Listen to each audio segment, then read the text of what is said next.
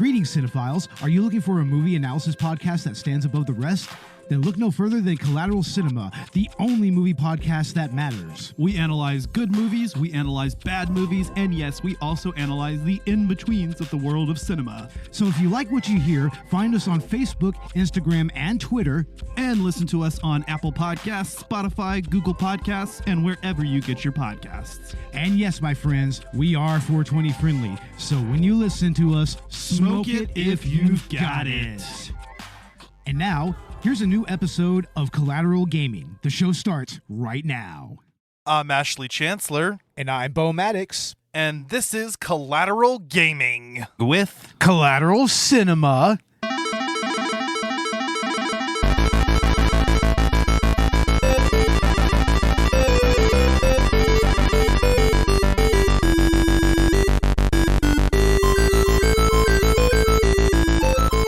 Welcome to Collateral Gaming, the only video game podcast that matters, where we focus on good games, bad games, and everything else in between in the world of gaming. We are podcasting straight from somewhere in South Texas, and yes, my friends, we are a 420 friendly podcast, so smoke it if you've got it, whatever you've got. Whatever you have. I mean, if you have flour, if you have wax, or if you have blunts, well, I mean, whatever, man. Thank you, Beau, again for being on this episode. We are talking about another retro PS1 title, and we will definitely get into it. I mean, first of all, happy spooky season, everybody. Yeah, happy Halloween to everybody. Happy spooky season. We already kicked it off on Collateral Cinema with the Human Centipede and everything, but now we are kicking it off on Collateral Gaming properly, with quite possibly one of the most iconic survival horror games of all time. I almost said movies. I forgot what podcast I'm on. But yeah, this is good survival horror. It's like the original, you know? Hell yeah. Yes, ladies and gentlemen, we are talking about, if you didn't check out the episode title for some reason or whatever, Resident Evil 2, and we'll also be talking about the Resident Evil 2 remake in the next part of this episode, so stay tuned for that. But for this particular feature-length episode, we are going to be talking about the original 1998 video game that helped... I mean, if the first game defined survival horror in a lot of ways, the second game just really takes it to a whole different level, which we'll get into. But I did want to kind of hit some of the more recent news that's been going around in the world of gaming. Excellent. So, namely, actually, and a little bit relevant to what we opened up this season, the Final Fantasy VII The First Soldier mobile game is being shut down. It is actually going to be seeing its end of life. Wow. Yep. Man. As of January 11th. Wow. I mean... After, I think, just over a year? Yeah. I mean, it's not that uncommon for these types of services and, you know, these service-type games to go offline from time to time. But, man, it's like, that's something I never even knew actually existed, to be honest. Yeah. Yeah, honestly. It is, well, and see, this game is actually kind of a battle royale type. I tried it out. It's just, that's not really my thing. I would have liked to play a little bit more, and I guess I can before it closes in January, but it's in the world of Final Fantasy VII, and, you know, it's a mobile game. It's a battle royale, so if you know how those games play, that's basically what it is. You know, and with them launching another mobile title, I think sometime this year, which is actually going to be a turn-based RPG style, covering the events of the compilation of Final Fantasy VII, that's Ever Crisis, you know, it probably didn't get the feedback that they hoped it would. Probably not. I mean, that's usually how it works out with these sort of things. Didn't meet expectations, whatever. Yeah. This month, we're also getting a Resident Evil Village DLC, the Winter's expansion. I would like to talk about that in some form or maybe do a commentary. I'm kind of still working that out. And that's if I'm able to purchase it, which, you know, my financial situation's it's a little off at the moment. But if we can, then, yeah, I definitely have to talk about it because Resident Evil Village is a lot of fun. And we're going to talk about, you know, the Resident Evil franchise as a whole, kind of, especially this month. As for Other news, we did get some gameplay for the upcoming Dead Space remake, which I'm very excited about, and another look at Gotham Knights, if you care about it. I mean, I don't know. It's just like, it kind of reminds me of the Arkham series, but it's not. Yeah. And you can tell. Yeah, for sure. So, whatever. We'll see how that goes. But, yeah, that's pretty much it. I mean, there really wasn't a lot going on this month to talk about. Doesn't sound like it. I mean, for the most part. No, but it is spooky month, so yeah, it is the perfect time to delve into the world of survival horror. Yep, we're back into the world of survival horror, needless to say. Yeah, once again, you have stepped into the world of survival horror, or you have stepped back into the world. Exactly. Something to that effect.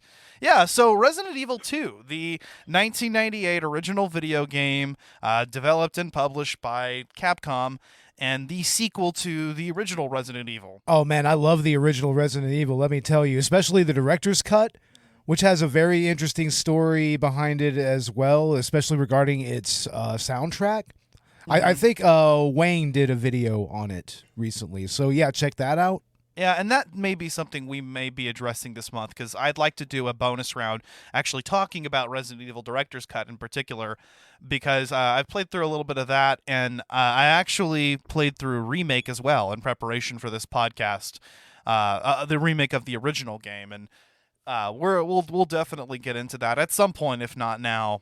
Yeah, but yeah, Resident Evil, as a whole, I think has defined the survival horror genre, and no better than the way that the first game did. What I like about Resident Evil 2 is that it takes that and it kind of digs in a little bit deeper and tries a couple other things, and just as a game plays better. I want to say the first game does the survival horror genre a little bit better, but like Resident Evil 2 overall, I think, as far as gameplay goes, is a better game. Well, you have to remember with the first Resident Evil, it was really going for atmosphere more than anything, because it was emulating, old school horror movies and zombie movies. I mean, it was trying to be like a real, like, gamified version of Night of the Living Dead or Day of the Dead or something like that. But I mean, with Resident Evil 2, I mean, it has those elements, but you have a little bit more of that Twitch gaming action vibe to it in some areas. Yeah, it does definitely feel a little bit more action focused, and I mean, personally, I kind of prefer the classic Resident Evil games like 1 and 2, and the more recent games being like BIOHAZARD and Village, because they're games that focus a little bit more on the survival horror rather than the action aspect. But I will say, yeah, I think 2 is just a little bit more action focused, whereas 1 is a little bit more puzzle focused. And that's not to say that there isn't some really horrific shit in Resident Evil 2. I mean, there's lots of body horror in this game, as well as tons of it, as well as a lot of gore. Yeah, no, they don't hold back with the gore. It's just a shame that the polygonal models aren't going to capture that as well as a modern game might. But no, still wandering through the halls of the RPD or some of the other locations and seeing the blood everywhere and debris and looking at the bodies, in particular the zombies. They don't hold back with it. I think that the concept, the atmosphere of the mansion is just slightly superior, but where Resident Evil 2 takes an edge, I think, is executing that environment. I mean, I definitely felt like the graphics in Resident Evil 2 have been improved. They're a little bit more detailed than the first game, and as well as the design of the environments, because, even sections of the RPD feel a little bit more distinct from each other than the mansion did. It really does. I mean, it's almost like it layered, these floor plans from different, levels and everything, different games, and just kind of put them all into one. And that's kind of what makes RPD so iconic, I think. I think even more iconic than the Spencer Mansion to a degree. I mean, not to say there isn't parts of that fit that role, but, to me, I mean, just expanding the actual, surrounding area of the game itself, into the city, and then also going to the RPD, it's like, I mean, that just makes for a more memorable, first 20 or 30 minutes of the game, or even like the first couple of hours. Yeah, and so I think where this game excels is not only we were initially just addressing the RPD and how, distinctive the RPD feels and not as ad nauseum as the mansion, and that's not even talking about all of the other environments that you go to, because this game does have, a progression from, the streets of Raccoon City to the RPD to the parking garage to the sewers, back to the RPD, and then, back down to the sewers, fully explore, and then to the lab. And so roughly half the game takes place in the Raccoon Police Department, but the other half of it is these other areas of the game. And so it definitely adds a lot more flavor. The environments are even more distinctive because you're going to different places, whereas there were definitely different segments of Resident Evil 1, it was all on the mansion grounds. So it all kind of was samey, I think that's what really makes Resident Evil 3 really great as well, is because that expanded even further on Raccoon City itself. You don't spend as much time in the RPD there. You're actually going to like the city park, and you're going throughout the streets of the town. You're going to different buildings and everything. And that's here to a degree, but I kind of get why they placed most of the game in the RPD, though. Because, you needed to have a little bit of that central location, because that's kind of what, Resi fans were accustomed to from that first game. And RPD is honestly the best part of the game, I think. Yeah, it was about having that one central location where everything just went down. There's a lot of similarities between the two places, but as far as just atmosphere and as far as just real tension, it's like RPD is, I think, the superior location. Yeah, I think so. And if we had just an entire game set in a bigger RPD, that would be fine as well, because, just aesthetic-wise, it works. And I think that Resident Evil 2 is a good middle ground, because with the original Resident Evil, there is something that you gain by locking everything down to the mansion grounds, as you're isolated. You're in this place, just this one team, and they're all getting picked off one by one. It definitely creates its own atmosphere that way, and Resident Evil 3 kind of, takes the progression from the past two titles to its logical extreme and has you basically able to walk the streets a little bit more and gives you a little bit more of an open flavor. Although I haven't played any of 3 myself, just from what I've seen, but Resi 2, I think, kind of is a good middle ground between those, because you do go to different locations, but you do also sort of have that central location. And even whenever you move on to other ones, you're in that area. Yeah, getting back to the RPD from, say, the sewers or anything is really not that difficult. It's all really interconnected that way. Yeah, and you can pretty much go back and do whatever you want. And you will, because originally, the first time you go down to the sewers, you do a little bit, and then you come back up to the RPD, do a little bit more, and then you go back down. Yeah. Or actually, no, that's not correct. It depends on which character you're playing as and which scenario, actually. Yeah, that makes sense, honestly. That's another thing that is very distinctive about 2, and something that is one of the only things I dislike about the remake, which we'll talk about that next part, but I think in a lot of ways it actually expands and improves on and is a better game overall for what it does than the original. It does what a remake is supposed to do, except for how it treats arguably one of the most iconic features of 2, which is the zapping system and the A-B scenario. And I'm going to talk about my disappointment with that in the next episode, but as far as the original game goes, something that really set it apart from, for instance, its predecessor, and hasn't really been replicated in any Resident Evil title since, or I can't think of any game that kind of works this way, is the idea that your different character scenarios were not just alternate versions of events, but you would actually have a B scenario where you would play as the other character, and it was, so for instance, if you chose Leon, in the B scenario, you'd play as Claire. If you chose Claire in the A scenario, in the B scenario, you'd play as Leon. And in that B scenario, it would actually be what the other character was doing, and they would meet each other at the same locations that you went through in the A scenario. The other character would go fight the bosses that they were supposed to. Any items that they leave behind and don't take are available for you, or at least a couple of them, or they can take those. Yeah.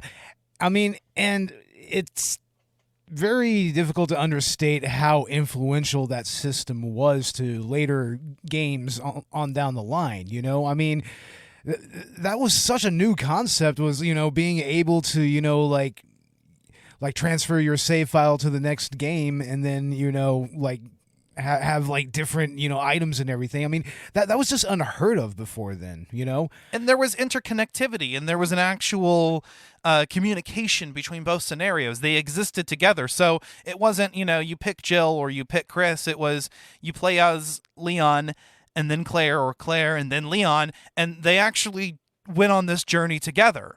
And then you can try it the opposite way, and that's going to be your alternate version of events, but it encourages you to actually play all 4 scenarios, and I did.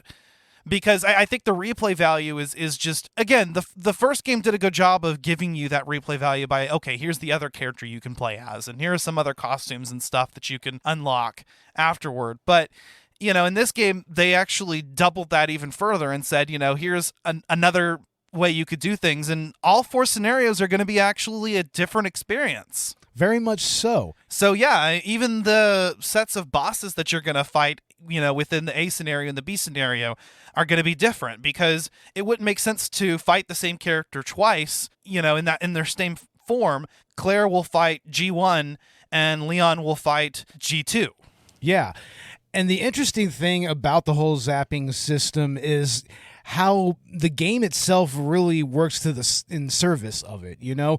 Like for instance, how the puzzles are constructed and everything, you know? Like, I mean, there's a reason why, and Resi 2 does get a little bit of flack for this, there's a reason why the puzzles are a little easier than they were in the previous game, and arguably easier than they were in other games before them, is because it lent itself to that replayability so that you can just get through each scenario and, you know, not have to do a whole lot of backtracking, because that was a huge thing about Resi 1, was, you know, backtracking was a huge part of that game.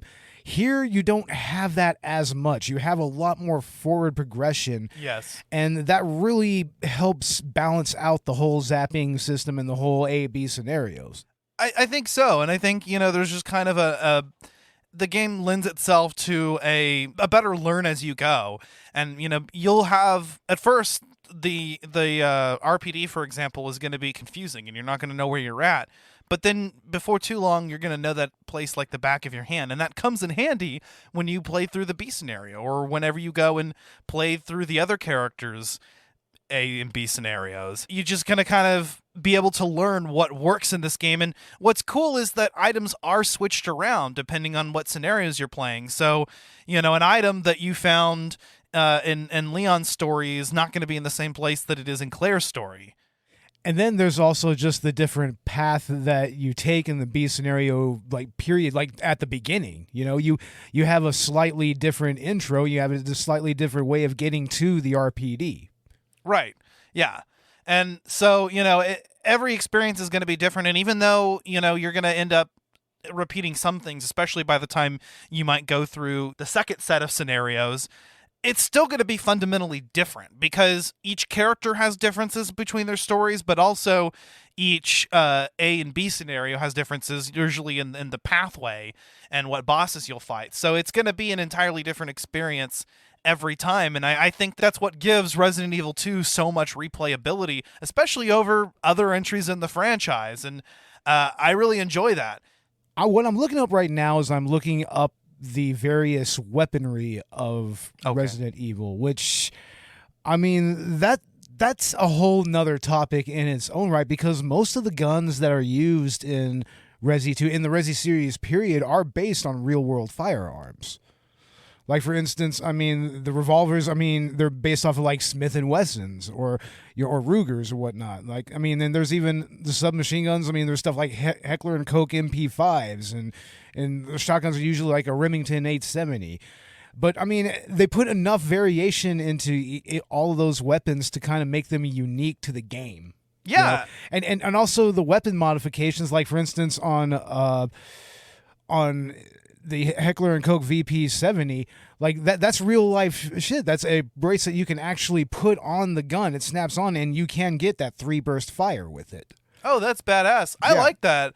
I mean, yeah, it was all modeled off of real world weapons, and that was kind of a first in its own right, you know, like this was before, you know, I mean, yeah, Tom Clancy come out, but I mean, that was a little more nondescript with its weaponry, but it's like, I mean, nowadays when you have games like Ready or Not or like Call of Duty, that's very intense on, you know, they're very intensive on what kind of firearms are using and, you know, real world, you know, like real world playability and whatnot. It's like this was kind of what laid the groundwork for that. I mean, there's even a YouTube series on the actual weaponry of Resident Evil called the Kendo Gun Club. Oh, Like, nice. yeah, it's based off. It's really cool, a really cool channel, and he actually breaks down, you know, like how they are similar to real world weapons versus, you know, how they kind of diverge from them. You know, like there's just some subtle things that they changed with some of the weaponry. You know, some subtle things. Yeah, and you might need to from a gameplay perspective. But yeah, I always thought that was really cool. I mean, when we were playing, you would be like, hey, pause real quick, you know, and check that weapon. And you can go check it in the inventory, and it'll be a little description of what it actually is. And it was cool to actually, you know, see those weapons and even look up their real world equivalents. I mean, and then there's like the most iconic firearm out of the entire game, which is the Samurai Edge, which is a Beretta 92 FS that's been modified. Yeah. More or less. It's got a threaded barrel on it. Like, it's modified for greater accuracy. I mean, it has better parts as like overall in its construction. I think that's one of the weapons that you can only unlock if you've played through with a certain rank or something, right? That's one of the... Yeah, that's one of the unlockables is the original Samurai Edge, which I believe was a standard issue for the Stars team. Yeah, so it's actually the same one that they had in Resident Evil Director's Cut, the customized Beretta, but they're calling it the Samurai Edge now. I want to say there is a version of Resident Evil, it might have been the DS version that even implemented that retroactively. But yeah, no, I love how playing through the game a certain number of times or getting a high enough ranking is going to allow you to unlock different types of weapons that you didn't have access to. And of course, it wouldn't be Resident Evil if there weren't, you know, infinite rocket launchers and other infinite weapons. Oh, definitely. I mean, once you unlock a lot of those lot of those types of weapons and everything, it really just adds a lot of fun factor to the game. Now, I remember when there was a April Fool's Day prank that was, I think it was Electronic Gaming Monthly that played it. They purportedly showed, it was either them or GamePro. They purportedly showed in the Resident Evil 2 Akuma from Street Fighter. You know, he's like the evil version of the evil counterpart to Ryu and Ken. Mm-hmm. Supposedly, he was going to be a playable character if you did a bunch of really complicated shit between the two scenarios and everything, and you had to unlock Hunk and Tofu and everything and all that shit, and you had to beat all of that, and apparently you would get Akuma, and you could even use his the evil Hadouken that he uses. Fuck yeah. You could use that just like you would a weapon. You hit the shoulder button, you aim, and then you just no shit, that's awesome. But it was an April Fool's prank. Yeah. Though. I mean, and it got people good, because it would totally track that, Capcom would probably put one of their Street Fighter characters as an unlikable character. And I'm kind of surprised that they didn't make a little bit of a joke towards that in the remake. I'm kind of surprised by that. That would have been kind of funny if just out of nowhere, there was maybe a reference to Akuma or something like that. Yeah, no shit. That is cool as hell. Yeah, I mean, speaking of, you mentioned them earlier. There are even game modes that are unlocked by getting, a high enough ranking, which is determined by how quickly you get through the game. I think how many times you save, things like that. Yeah, how many times, and also how many times you use first aid sprays. That's also very important. Yeah, that factors into it. I don't know if how many times you use herbs factors in, but that's good to know. Actually, I'd always just kind of use them interchangeably, but there's a reason to save those first aid sprays and not use them if you don't have to. Definitely. Yeah. So, but yeah, you unlock the fourth survivor where you play as another survivor of the Raccoon City incident. That's Hunk. And then there's the tofu survivor where you actually play as a giant piece of tofu. And the only thing you have is a knife. That's the only thing that he can use is just a knife. Yeah. Yeah. So like these are just kind of more of these like time trial type scenarios where, you actually have a preset items and you can't gain any more, and you just kind of try to get through it as quickly as possible with the items that you're given. In a way, it's kind of the precursor to DLC in a way, right? Yeah. It's kind of a precursor to that, these unlockable modes. It's like nowadays that's shit that you have to buy and download in order to even experience. Yeah, that's true. Yeah. Yeah, so that they definitely, I love how they're adding all these other game modes, and that's all in the game that you get. You don't have to update it, you don't have to buy anything. It came in, and I think, despite the fact that the story is relatively short, I mean, you can get through this game very, very quickly, especially if we're only counting a single scenario. That's kind of a hallmark with Resident Evil games, because if you want to get that really good ranking, then you need to get through the game quickly. Right. Usually it's like under 3 hours, I think. That gives you an S ranking. Yeah, so there's an incentive to speedrun the shit, but even playing through the game normally, it's a very fast experience. But again, making that experience so that you have to play through it multiple times to really experience everything that the story has to offer. And on top of that, tying unlockables and things like that. I mean, it's really genius, actually. And back whenever, like you said, there wasn't DLC to pad out a game, you really needed to find ways to make players invested without having to do a lot, and actually create so much data that's too much for the cartridge to handle. I mean, again, by having 4 different scenarios in the first place and then having the extra unlockable modes set in those same areas, you use your resources a lot more efficiently. Yeah. And it's a lot easier. Yeah. And I mean, as far as like resource management is concerned, this game, like, apparently it gives you a lot of ink ribbons even in the normal mode for some reason. Like, yeah. I mean, it's scarce on the ammo, but yeah, it gives you a lot of ways to save. Well, in easy mode, it gives you a lot of fucking ammo and ink ribbons. But yeah, even on normal mode, like you said, the ink ribbons are pretty frequent. I found that even on normal, it gave me more than I needed. And in the first game, I mean, that was one of those things that also really kind of heightened the tension, is like, oh my God, what if I run out of ink ribbons before I get to the next boss? It's like, Yeah. what if I run out of the ability to save? I mean, nowadays with save states, that's kind of a moot point. Yeah, and the way Resident Evil worked is every time you got to a new area, a new typewriter, there was going to be an ink ribbon, or there would be an ink ribbon nearby. Yeah. This game actually makes it to where every new typewriter does have an ink ribbon, but this game also features a lot less backtracking. So, a lot you're actually going to, I think there probably are more save rooms in this game. There are a few more save rooms, yeah. So, it's like, how many times are you going to go back to a single save room? Yeah. So, I think that even playing this game and being, you don't even really have to be all that conservative with your saves. I kind of just, like with any Resident Evil game that uses the ink ribbon system, I try not to save unless I've actually done something. Yeah. Or I've actually traveled to a new area that I haven't been before. But this game, even if I didn't play that way, I probably wouldn't have that much difficulty. Here's the way that I always approach the old school Resi games. It's like the first playthrough you go through, you don't do so to get a ranking. You do it mainly Exactly. to experience the story, to try to, experience everything that it has to offer. And that means when I play through, like, I save and I save and I save and I save as many times that I can save, I save. Because you don't know necessarily whenever, a boss or difficult enemy is going to pop up. Exactly. Like Mr. X. Oh, yeah, especially when Mr. X shows up in the B scenario. I mean, you're going to be really wanting to make sure that you save in between save rooms, It keeps you on your toes because you're thinking, well, I kind of already know the layout of this place. Like, this isn't going to be a problem. I know what bosses are coming up. But you don't, you'll have like Mr. X pop up out of nowhere, and that's terrifying. And once you learn that Mr. X is actually just a scripted enemy and he's not all that difficult to take down if you have enough ammunition.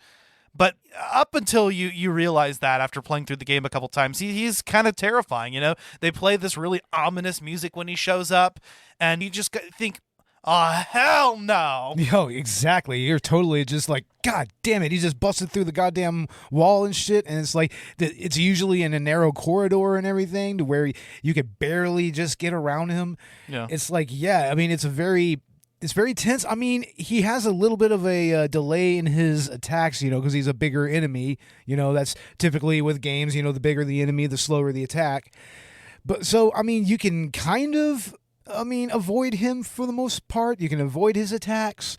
But, I mean, when you're in those narrow corridors and hallways and whatnot, it's like, God damn, that's just ramped up to 11. And it's something that they kind of improved upon in Resident Evil 3 with Nemesis. And in the Resident Evil 2 remake, they really improved on Mr. X and the whole, like, stalking behavior. But, you know, we'll get into that, and I'm sure we'll talk about Resi 3 at some point as well, but I definitely think that Mr. X is underutilized, especially when you compare him to just where they've taken that type of character in future installments or versions. But I do think, you know, during your first playthrough, it is a little bit terrifying. Like I said, it's the combination of the soundtrack and just the fact that here's this enemy that the first time you come across, you probably don't have enough equipment to take down. You're going to waste all of your ammo on him in a survival horror game. I mean, I can see that happening. I kind of knew who Mr. X was, and I knew, okay, I just need to leave. I just need to get the fuck out of here. I'm not even going to try. But can you imagine? Well, you probably did, you know, playing this back in the day. And you just come across this enemy that's like, especially since he comes up in the B scenario and you never really encountered him in the first time that you played the game. I mean, it was just kind of a surprise to just have this new enemy just plopped right into our lap like that. I mean, out of nowhere, and he's after something specific, which it turns out to be Sherry's pendant. Right. But I mean, yeah. I mean, when you're doing that first playthrough of both scenarios, you know, no matter where you go with it, it's so surprising that just, you know, it was such a shock. Yeah. At that time. Yeah, and he'll actually be the final character, the final, not the final boss, because there is another one, but I guess the penultimate boss of your B scenario. Yeah. Is going to be the Super Tyrant, and it's going to actually be being able to actually take him down in another form, which is, it's not really clear if that's supposed to be an upgrade or a downgrade, because, you know, he's a lot more deadly, but he could actually be taken down, like, permanently. Yeah. But then again, that may just be because you have the fucking rocket launcher at the end. Of course, which of course is a staple of the old Resident Evil games. You know, it's like, oh yeah, you have to fucking shoot the final boss with a rocket launcher, and that triple take. That triple take, it always has to have the triple take before the tyrant blows up. Hell yeah, that is just classic Resident Evil. I fucking love it, and the character has to say some cheesy line. Oh, definitely, you have to. Yeah, fucking awesome, man. And I mean, that's the part that just got me really excited, I think, when I was playing through this game. I started with Claire A, Leon B, because apparently that's the most canonical route. Yeah. Although, you know, elements of both scenarios kind of exist in the canon, or both sets of scenarios. So it's really not clear. Of course, the remake kind of really changed things quite a bit with that. But anyway, it was just such a joy being able to experience that boss battle at the end of the B scenario. So, you know, you're not even facing the same quote-unquote final boss that you were expecting. And then on top of that, they give you another final boss, which is the 5th stage of of Birkin. Yeah. And that's in the train whenever he's just this big gelatinous monstrosity, just, you know, turned into just an abomination, you know. I mean, it doesn't, but thankfully he's very slow, so it doesn't take a whole lot to really take him down. Like, honestly, if you have the submachine gun at that point and you just, you know, just load him up a little bit with it and maybe a few grenade shots and maybe a shot from the rocket launcher if you still have one, it's like, I mean, he can be taken down, but yeah. If you don't waste the other shot of your rocket launcher on a crowd of zombies, yeah, because you get 2 shots, one of them will automatically trigger a cutscene and kill the Super Tyrant. As awesome as that would be, though, you know. Yeah, but you can actually that is something I think I did in the remake is I used the rocket on a crowd and it was fucking awesome. Oh, fuck yeah. And it was cool. But yeah, no, if you actually save that shot and you're smart about it, you'll have it to use and it'll chip away the final boss's health quite a bit, and then you just unload it on it with the submachine gun, which I think even if you didn't leave for your B scenario character is still you can still find it in the lab, and if you did already get it, then you get more bullets for it. Yeah. Which is nice. So I think no matter, I think you can get it in the lab. I think eventually. I'm not sure. I've always left it for my B scenario characters both times I played. So see, I went ahead and just as Leon took both the knapsack, and the machine gun. So see, I realized that I would definitely need it more in the B scenario, which is supposed to be more difficult. And also, I knew that I only wanted to take one and leave it for the other. But now that I'm thinking about it, the submachine gun might be a good choice to give Claire early on because she doesn't have as good weaponry as Leon does. Yeah, her main two weapons other are than the grenade launcher. Yeah, the grenade launcher and her pistol. The grenade launcher is nice because it has so much versatility that you really don't have to use a lot of her other weapons. I mean, you typically will keep her handgun equipped, but it's like the bow gun is like, who uses that really?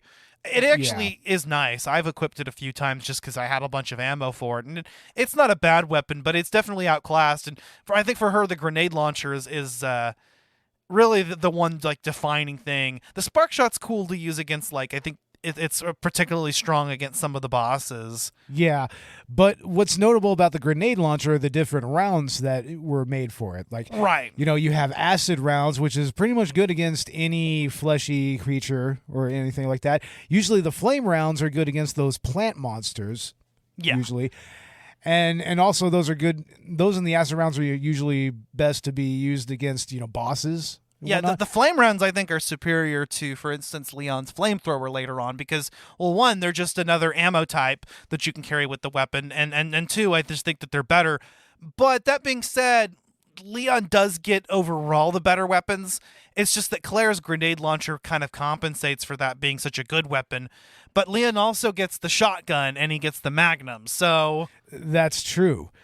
But, I mean, I do like how... much like the shotgun, the grenade launcher, it can clear a room real quick because in this game, you're going to have a lot of zombies in one room from time to time. So, I mean, with Leon, you get that shotgun, it'll clear the room. But with Claire, I mean, you just got to lob a couple of grenades down the hall and, you can pretty much clear them out.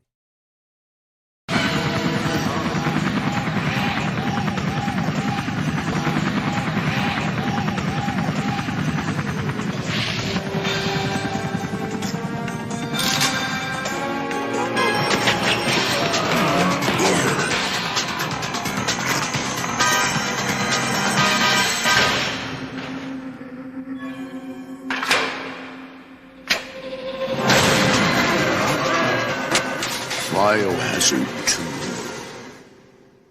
And the game actually gives you a pretty decent amount of ammo, even on normal, actually. I mean, like I said, it was a little bit more scarce, but and there were certain times where, especially early on in the game, I was having difficulty, if I have with enough ammo. But if you explore everything that the game has to offer and check out every area thoroughly, the game will kind of push you towards using certain types or stockpiling certain types for a certain area, and so I don't think ammo is really too big of a difficulty. I don't know if there's actually a harder mode that's unlockable. I think there is actually. Yeah. Or at least in some versions, because I would like to see a hard mode where ammo and ink ribbons are just a lot more scarce, giving you a lot more tension. I mean, they were supposed to do that anyways, but I mean, like we said, I mean, there's that one little balance issue with the ink ribbons and whatnot. They're just not nearly as scarce as you would think they are. No, and like I said, there are definitely times when you're playing normal where ammo can be tight, especially the beginning. But like I said, if you're not wasting your ammo, which is hard to do in this game, and you're actually exploring everything, which is encouraged, you're going to stockpile the types of ammo that you need. And I think that the game being a little bit harder, or at least having a harder mode, would definitely be a bonus for me. Yeah, I mean, but in a way, that's kind of what the extra modes are supposed to be as well. Like the For Survivor, and especially the tofu survivor. I mean, like I said, you just get a knife in that scenario. Yeah, people will do knife runs of this game too. Oh, so they will, yeah. All Resident Evil games. Yeah. I mean, a knife run is kind of a rite of passage when it comes to Resi. Yeah. I'm not there yet. Yeah, you kind of need to get really, really experienced, get really good with those tank controls, and just know where your knife is slicing. Yeah. Because, I mean, that is one of the things about these early Resident Evil games is that you didn't really get auto-aiming until Resident Evil 3. So these last two games, you had to be really precise with your aim. This one has auto-aiming. Does it? Yeah, you just have to turn it on. No, I played it with it off, because that's just kind of the... I feel that that's the more classic way to play Resident Evil. Okay. Yeah, I always kept it on because, it was just easier. And you still can manually aim, and you can decide whether you want to aim at their head or at their feet, but it does automatically point the character's gun at an enemy target, which is nice. Yeah. Yeah, so there is an auto-aiming mode, but you can decide whether you want to turn that on or off. But I just liked experimenting with all the different types of weapons and, just being able to find out what certain enemy types were going to be weak against or what was going to be better for different situations. Yeah. Although, I mean, with Claire's weaponry, I would have liked to have seen some more modifications available for it. She doesn't have any mods at all, does she? Not really. I mean, it seems that Leon gets at least one or two of the mods. Like, I think there's a shotgun mod and there's a mod for his gun, the HKVP. Yeah, I think the handgun, the shotgun, and the Magnum all get upgrades. Yeah, they all have upgradable parts, but, those aren't guns that Claire really have. She doesn't get those guns. No, she has her own handgun, but it doesn't have any mods that you can get in this game anyway. No, I think it's just a standard issue duty pistol, I think. Yeah.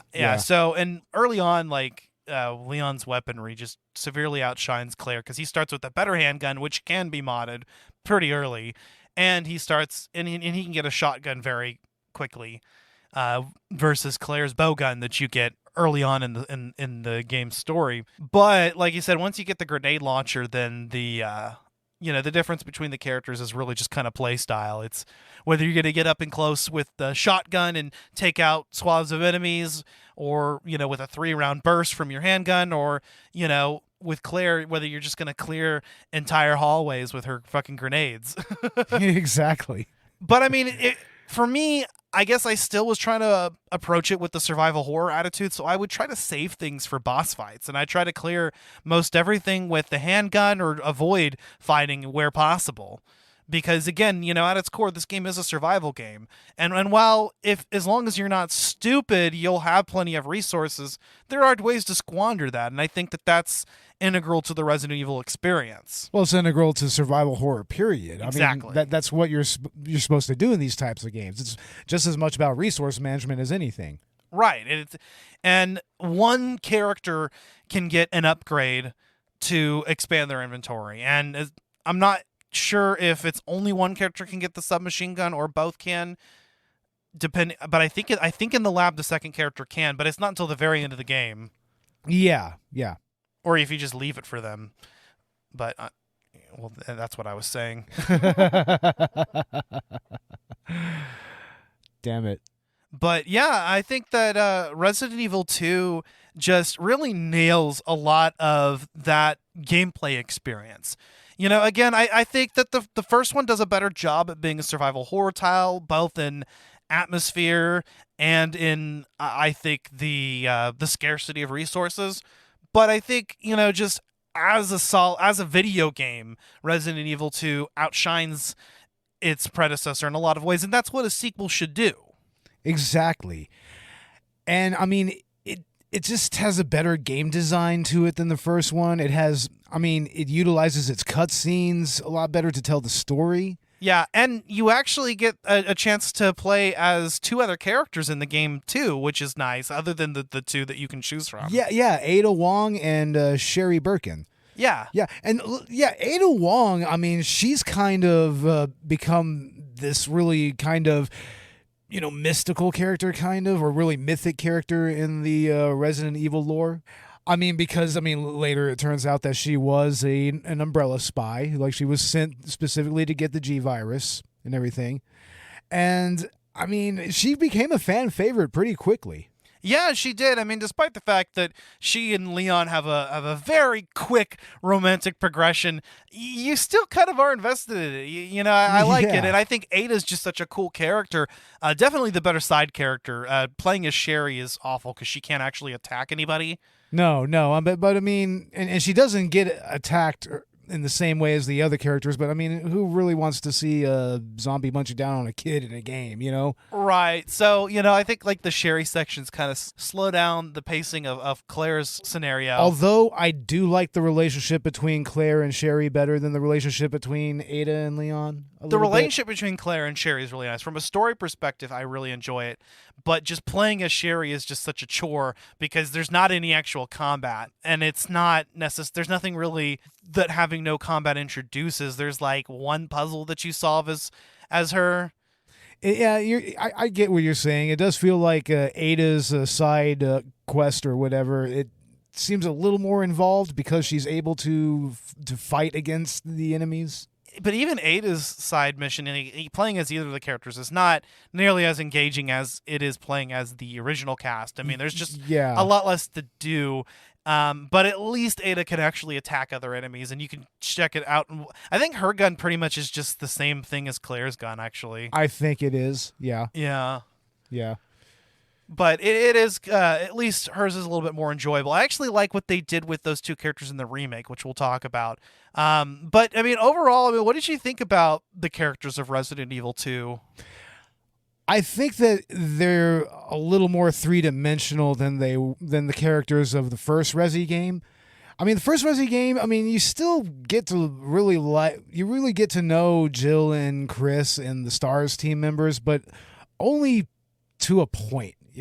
Yeah, and they're all kind of the same type of character because they all have the same occupation. Yeah, they're all members of the same team. They're all cops. They've all had lots of tactical training and whatnot. They're pretty much a special ops team for basically like a SWAT team. Yeah. Now compare that to Leon and Claire. I mean, Leon's a cop, but he's a rookie cop. So does ACAB include Leon S. Kennedy? I'm going to say yes. Especially Kennedy. Leon Kennedy. But, I mean, yeah, he doesn't have a whole lot of experience as far as, it's his first day on the job. It's his first day on the job. He doesn't have experience as far as tactics, as far as, he's a little more skilled with weaponry than Claire is. But Claire holds her own, though. I mean, and she doesn't seem to be particularly a trained shot or anything, but it seems like she's held a gun before. Like maybe her brother had helped her. That makes sense. I mean, she's still Chris's sister. I mean, Chris is her brother, so yeah, there's gonna be some. I'm sure she picked something up from him. But she's just a civilian, and he's a day one cop, so it's very different from each other and from the characters that she played as in the first game. Yeah. And I really enjoy that. I think that the characters are explored a little bit better because they have more interesting backgrounds and more distinctive backgrounds, I should say. But I also like how Resident Evil 2 takes itself a little bit more seriously. I mean, part of what's fun about the early Resident Evil games is the camp. And don't get me wrong, there's plenty of cheesy dialogue in this game. I mean, that is just an unavoidable fact. But I do think that, with the omission of like the live action scenes that they did in the beginning, this game does take itself a little bit more seriously than the first one did.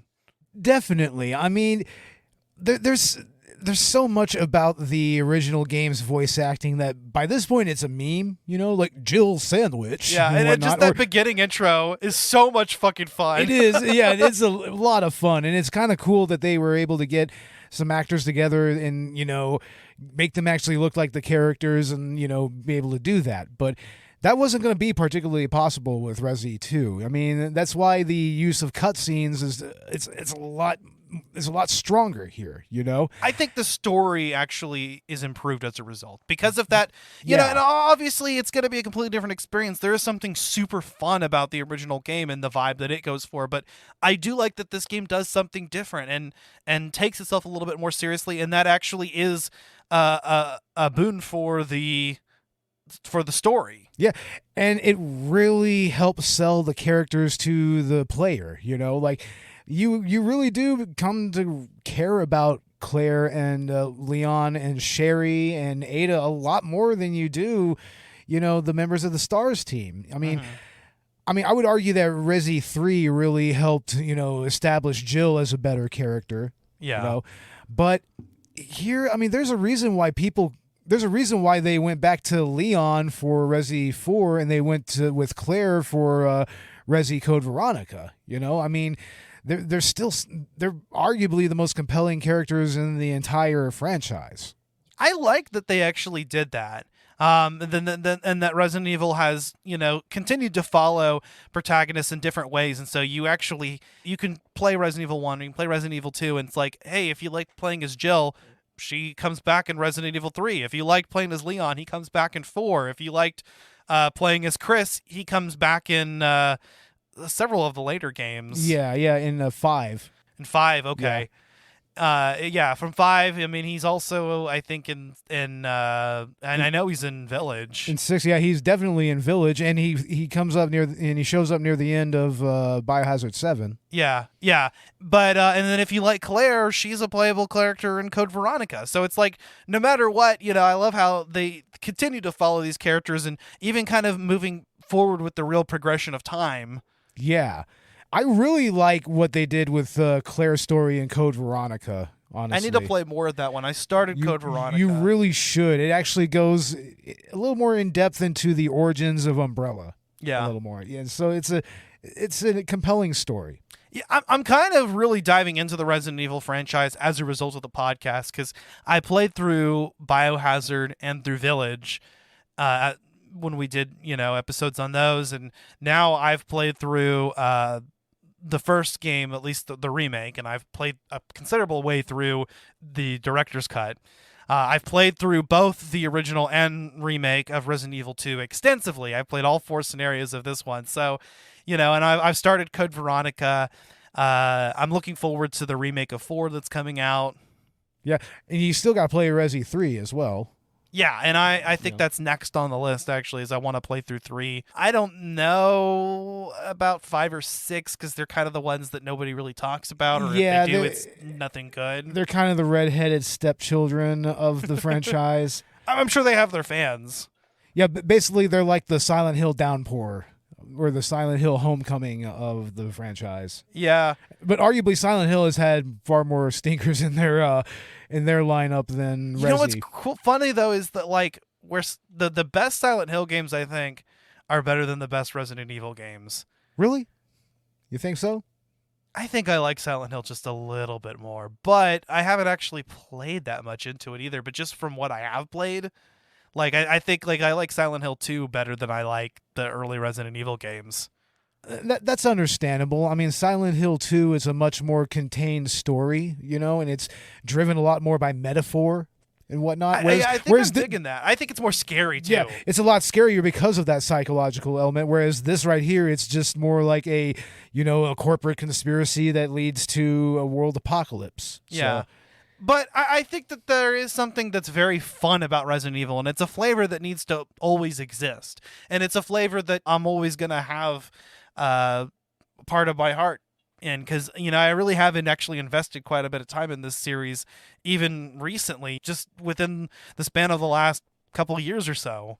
Yeah. And it's really hooked me in. And I think out of all of the games that I played so far, I think Resident Evil 2 did that the best. I was, you know, invested in doing everything that this game had to offer, and I still haven't done that. Yeah, I mean, yeah, you still need to get to Tofu. Yeah, exactly. And I don't know, like, how interested I am in stuff like that, but I guess, you know, I do kind of want to play with infinite guns and whatnot, and kind of really experience that, and unlock some of the costumes as well. You got to do that, because I've never been a fan of speedrunning, but with Resident Evil, though, there is also this sort of logical progression, and it feels like there's an efficient way to go about that. Yeah, and it goes back to that zapping system and how they laid out the design of the game. I mean, that's why this is such a popular game for, especially these first two Resident Evil games are very popular with speedrunners, like especially with like randomizer mods and everything. Like, oh yeah, you should see some of these guys streaming with a randomizer mod on RE2 or RE director's cut, man, because like it'll randomize the dialogue even. Like, I mean, you'll just have random snippets from like different Resident Evil games come up.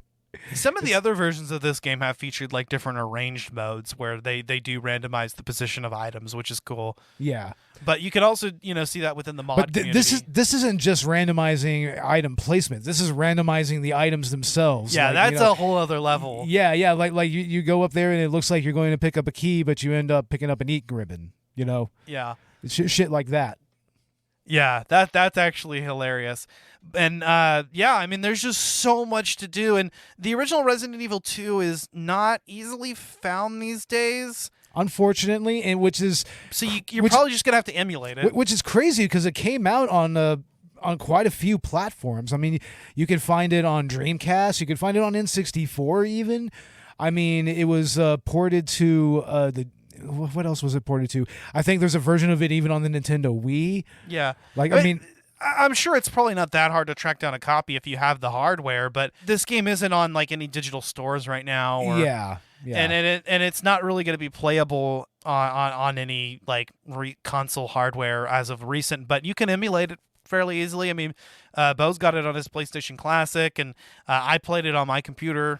Yeah, I played it both ways. I think that there are definitely ways to go about this game, and it's been around long enough that it's not that hard to do. So I definitely recommend this wholeheartedly. And I gotta say, and we'll talk about this in the remake. This is another situation where I think you kind of have to play both. I mean, they're different experiences.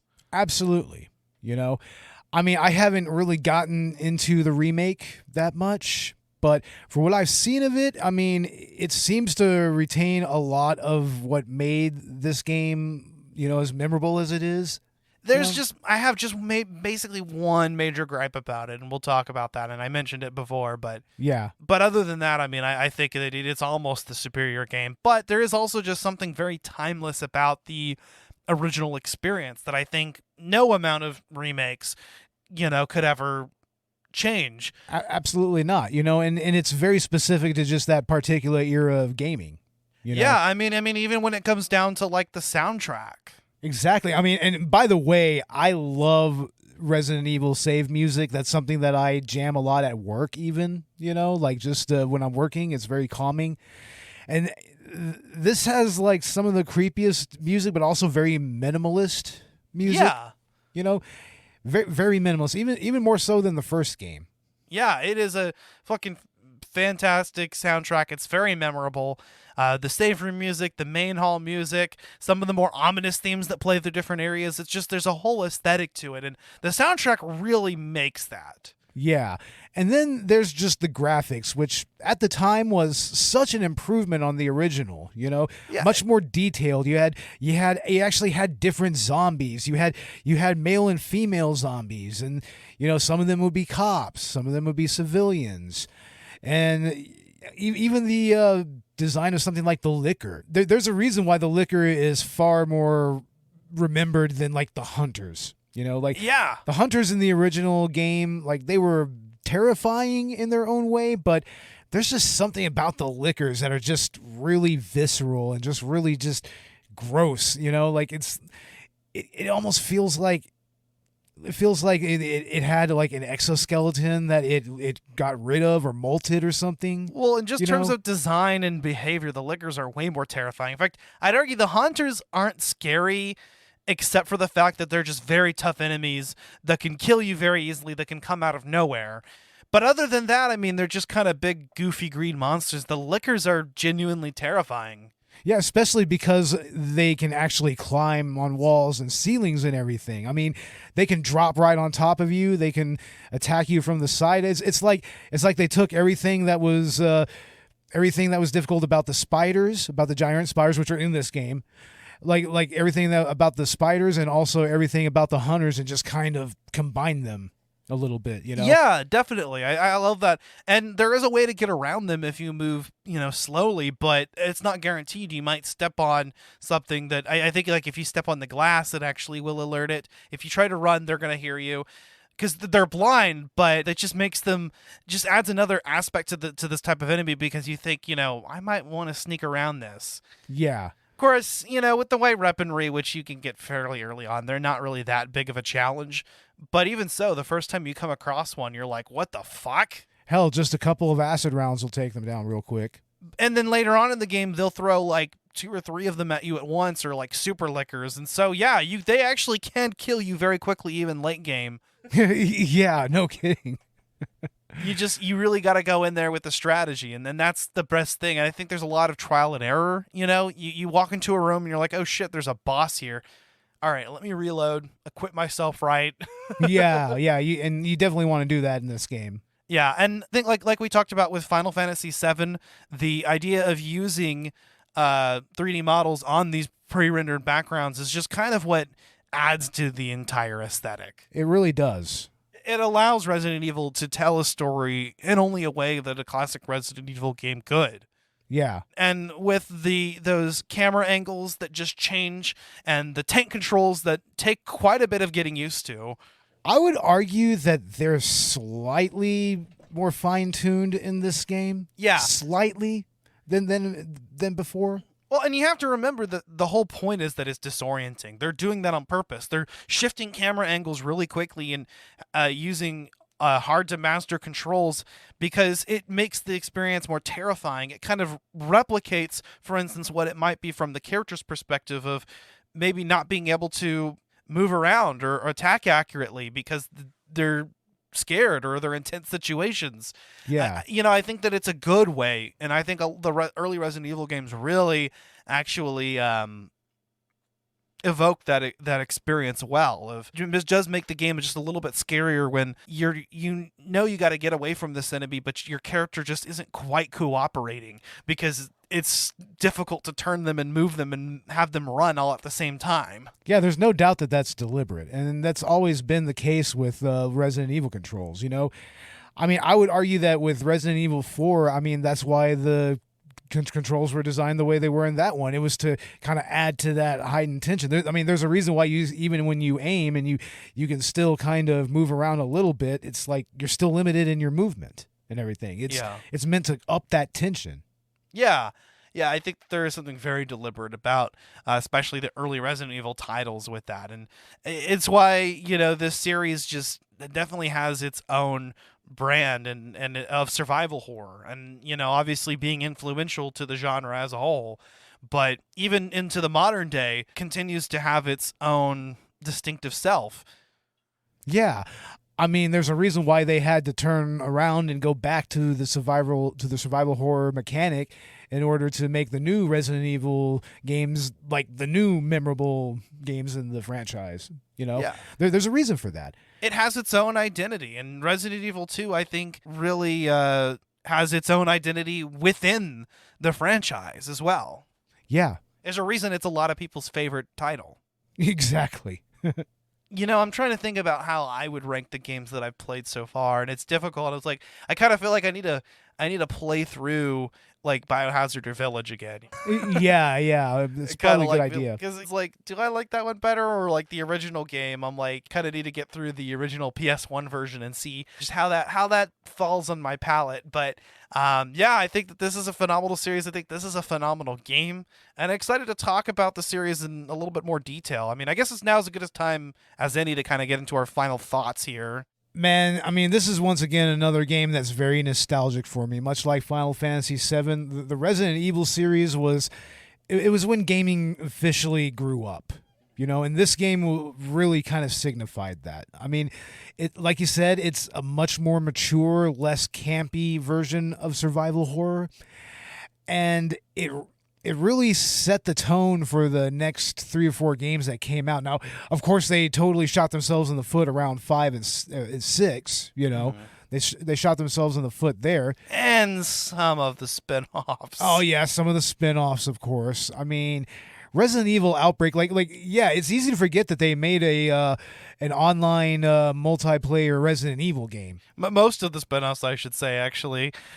Code Veronica is good, but it's like the Revelations games I've heard are good. I wouldn't even call Code Veronica a spin-off game. It's more of just a branching off of the Resident Evil timeline, more or less. Kind of like how, Leon's story in Resident Evil 4 is kind of a branch off of that. Yeah, a lot of people say that it's different. I've just barely gotten into it, but I agree with you, man. It is it's a fun series through its ups and downs. It is. Like, even the worst Resident Evil game is still very playable. I mean, we played Resident Evil Survivor that one time. That is one of the worst ones. But, I mean, it's still a fun little game to get through, At its core, I mean, it was trying something different. And they kind of got that mechanic right in a later game. I think it was a Deadly Aim, I think it was.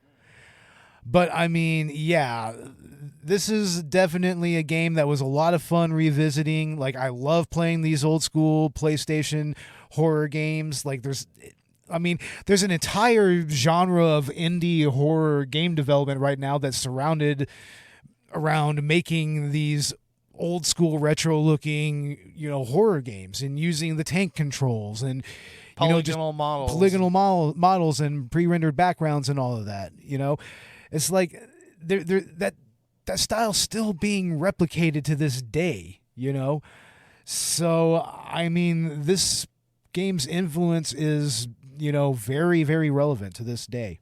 I agree. Yeah. Yeah. Resident Evil 2, I think, is it deserves its place in memorable, influential video games. And I'm glad that I was able to experience that not just once, but 4 times and still have a unique experience every time. And it's crazy that I kind of want to play more, Yeah. I mean, I wouldn't mind playing through it again, to tell the truth. Honestly. So, I mean, Resident Evil 2, I think, is definitely a hallmark. Definitely, I think, important to the genre of survival horror in the video game industry today, and important to gaming. Yeah, like how we talked about how Final Fantasy VII really pushed the boundaries further as far as cinematic storytelling in gaming. This one right here is another one of those games that really pushed that forward. I mean, just the way its narrative was presented, the way that cutscenes were utilized, and everything. I mean, it's very similar to FF7 in that respect. Yeah, I agree. These are a good couple episodes to kind of do back to back, because exactly, and especially because we're talking about both the original and the remake. So yeah, next time we'll get into Resident Evil 2 2019. Again, this is also a fantastic game that I really only have one gripe about it. We'll talk about that, and I think that the source material was fantastic as well. So we've got some more stuff planned for Spooky Month. Still trying to kind of figure out what specifically is going to be like the Halloween episode versus what are our numbered episodes this month. So we're still kind of working that out, but I would actually like to get into the Resident Evil franchise a little bit more. We're actually going to be doing a collaboration with Collateral Cinema. Exactly. We're going to be talking about the first Paul W.S. Anderson Resident Evil movie with Mila Jovovich. And also, I think we're going to do Resident Evil Welcome to Raccoon City as well. It's just going to be a little 2-part review. Yeah, I'm excited about that. So, and I think the plan right now is that we're going to be doing Clock Tower as our actual Halloween special. So stay tuned for that. That is most likely what we're still doing. I think we should just go ahead and do director's cut, the Resident Evil director's cut. Well, we are doing that. That's going to be our bonus round episode. Oh, okay, I got you. Yeah. All right. So, and I would also like to get into the Resident Evil Village DLC. Yeah, that's definitely something that needs to be on the list. Hell yeah. So, Spooky Month. Happy Halloween to everybody, and happy season 5 of Collateral Gaming. Can't believe we're here. What can we expect with season 6 of Collateral Cinema that just started? Well, of course, we have our Human Centipede episode, the season premiere with Juliet Miranda guesting. That is still up and available right now. But coming this coming Friday, we are releasing our episode on the Monster Squad, which is just another one of those classic Halloween movies. You know, everyone loves to put it on. You know, it's a little bit of an anomaly when it comes to 80s kids movies and everything, but very interesting episode that we did on it. You know, so look for that.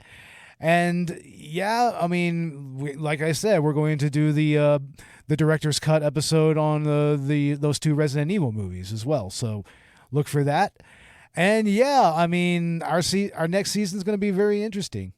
Hell yeah, I'm really excited, man. This is the fun season of Collateral Cinema, so yeah. And we are doing Halloween Ends. That's going to be our Halloween special. We're going to be doing that with Film Rage. I mean, we're going to be recording that on Tuesday. So yeah, we're going to watch the movie on Peacock, and we're going to sit down and review it.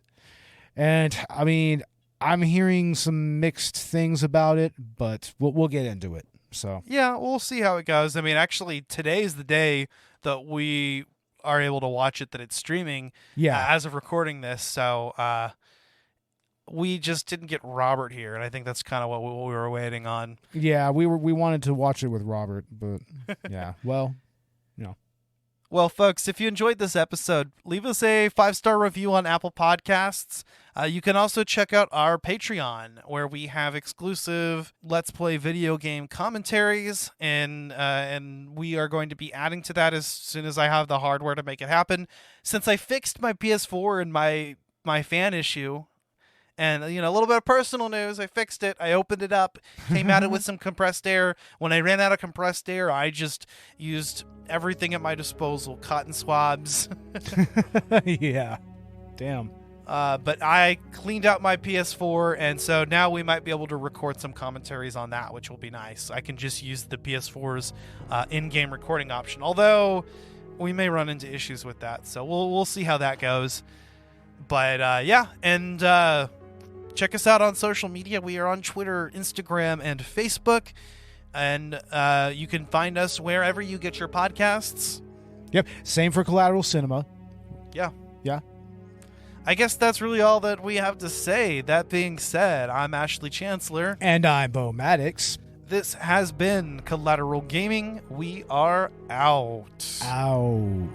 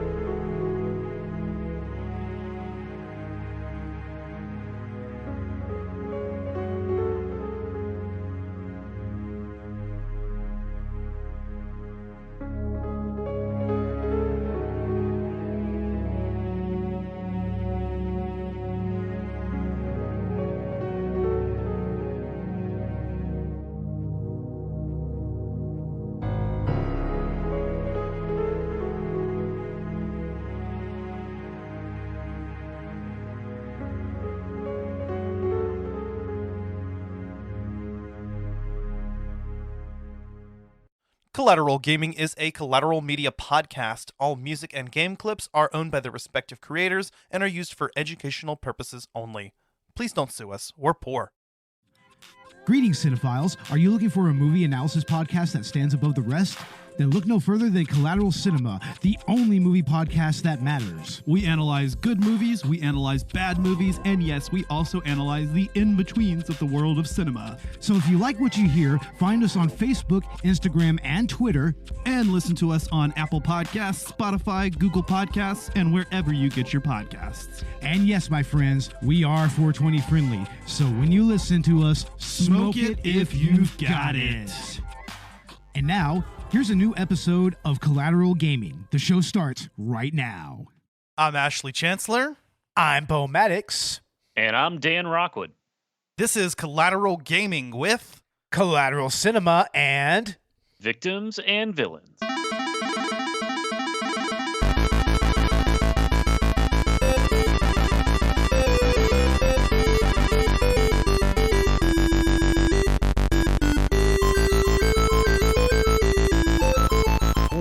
Welcome to Collateral Gaming, the only video game podcast that matters, where we focus on good games, bad games, and everything else in between in the world of gaming. We are podcasting straight from somewhere in South Texas, and yes, my friends, we are a 420 friendly podcast. So whatever you have, be it bongs, blunts, or joints, smoke it if you've got it. And happy spooky month, everybody. I mean, we're now getting towards the end of the month, and man, it is actually been a fun spooky season. I've got with me here Beau from Collateral Cinema once again, and Mr. Dan from Victims and Villains. Hey, Dan, it's been a while, man. How's it going? it has. I feel like I'm doing my contractually obligated annual appearance on Collateral Gaming. So I think we have multiple contracts with Victims and Villains like that. I mean, we get Josh on our Christmas episode pretty much every year. So nice. Yeah, it's been great. Like you mentioned, spooky season. So I am Boston based, so Salem, Massachusetts is not far from me, and they take Halloween pretty seriously over here. So the traffic has been unbelievable as people are trying to pile in and do all that stuff. But it's been a good season, and we got some great games coming up this year. So it's been good for the gamers out here. Hell yeah, man. And what a pleasure it is to have you on the cast again, man. I mean, I think the last thing we did together was that bonus round episode on Zelda dungeons. Yes, that sounds right. And thank you for so much for saying that. I'm a pleasure to come on, because every time I don't know, am I a good addition? Am I just being annoying? So I'm happy that you guys seem to enjoy it. No, man. It's always a pleasure to have you. And that's actually why I kind of wanted to approach you about some of the Zelda episodes we're doing later this season. And I'm happy you want to be a part of those as well. But today we've got you on our Resident Evil 2 episode. Before we get into that, though, maybe let our audience know, what all you do with Victims and Villains, with your other works, and where we can find you, promote your shit. Absolutely. Well, thank you. I won't ramble on too long, but yeah, I primarily do work over at Victims and Villains with Captain Nostalgia over there, and they provide and create a lot of really amazing content about really anything from pop culture. We do a lot of movie reviews, but I know they're really promoting and creating more of Marvel content with everything that's coming up from there, and it's all designed around promoting and helping with suicide prevention and suicide awareness, and really just making sure that we're here to talk games, movies, whatever it might be, but we are here to help get things like resources into schools to help people who are struggling with depression and mental health, and just opening up the conversation a bit. And I've had some really great experiences over there with Josh booking some amazing guests. We've talked to some psychologists, we've talked to people who have written some really amazing books about mental health and pop culture, and it's been really cool. It's been a way to combine my fandoms and the stuff I love with doing something that hopefully helps other people and gives people something to listen to, and resources to reach out to if they need it. But in addition to that, that's where I do most of my podcasting on. I am also a staff writer for a little website called techraptor.net. I actually just released, we're talking Resident Evil today, I just uploaded an article the other day about the newest Resident Evil 4 remake trailer that was announced during the Resident Evil showcase last week. And we, it's that has been a fun ride too, and I get to go to some conventions for them, and I get to talk with game developers and stuff. So it's just been cool. It's been a lot of work in addition to my actual full-time day job, which is not podcasting and not video game related. But right. It does give me the flexibility to be able to come on and do this stuff, which has been cool. And yeah, that's pretty much what I have been working on, and where you can look me up and find me if you want to see any of the other stuff that I work on. Hell yeah, man. That's awesome. Yeah. I mean, we interact on Facebook from time to time. And so, I get a glimpse of the stuff that you work on. But I mean, yeah, it is, it's actually pretty cool to be able to get into, the gaming world, the movie world, the pop culture world, and, kind of just spin our own thoughts on this stuff in general. I feel like, especially this month, during the month of October, right, Beau? Oh, yeah. Oh, yeah. I mean, this is a very horror-centric season, and, a lot of podcasts, they do the Halloween thing, and we're no exception. But I mean, we make it a point to start over on Collateral Cinema to start our season in October. Because that's just our bread and butter. That's just horror is just where it's at for us. I mean, we try to do multiple genres and everything, but it always just kind of goes back to that, and that's why October is just the perfect time for Collateral Cinema to start a season. So yeah, actually, and we kind of trying to start here like in September, and then with Collateral Gaming, but October is very close to the beginning of where we start, and I think that's kind of good, is that we sort of bookend the season with horror content. What have you guys been playing lately this month? What have you been playing, Dan? So I had very good ambitions, I would say, to play through the original BioShock game this season. That's not happening, and I'll tell you why it's not happening. I've just been juggling a bunch of games at once right now. Usually I focus on one and I play through it to the end. This year that has not been the case. A big reason, if either of you guys have ever played Persona 5, I am currently playing through that in real time. So the game follows the calendar, the annual calendar, and I'm going day by day. So Wow. that is every single day I am doing a check-in on Persona 5. Overwatch 2 just dropped, which Overwatch is definitely a guilty pleasure of mine, so I've been playing more of that.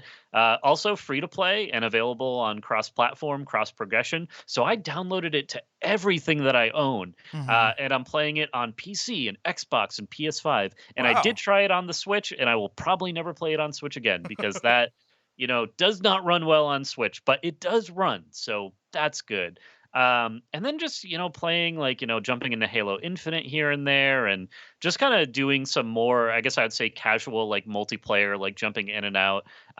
So less on the horror side, but we do have, some really cool games coming up. And we had mentioned the Resident Evil 4 remake is coming out really just less than 5 months from now. So that is coming up on the horizon, and I am so excited to check that game out. But last Halloween, I did do a Resident Evil 2 remake playthrough again, which that game, once you get it down, it's very easy to speedrun it. And so I played it in 2 sessions, I think. I got friends together, and we had all the cheat guns and unlimited ammo and everything. So we just breezed through it and did that. And that was a lot of fun. And I would like to do something like that this year. We'll see if I have some time for that. But that's a quick breakdown of what I've been playing anyways. What about you guys? Hell yeah. Well, in addition to the Resi 2 remake, which I've been playing, in preparation for this episode, I also obviously played the original game quite a bit this month, a little bit of Resident Evil 1 remake, as well as Resident Evil Director's Cut, which we also did an episode on. Mainly been playing those games, played a little bit of Clock Tower, because that's going to be our next episode. That's going to be our Halloween special, so mainly games I've been playing have been horror games related to whatever we're doing on the show, but I think it's fun to be able to kind of juggle even those games and play something different every day. Oh, of course, yeah. I mean, I'm pretty much the same. I've been playing most all the Resident Evil games, so far. And I mean, I think that, as far as the PlayStation Classic is concerned, that's my main mode of gaming right there. I guess every now and again, I've just been playing more arcade ROMs and everything. I think the last one I did was the original Teenage Mutant Ninja Turtles game, which I would really like to live stream sometime. It'd be fun to live play that.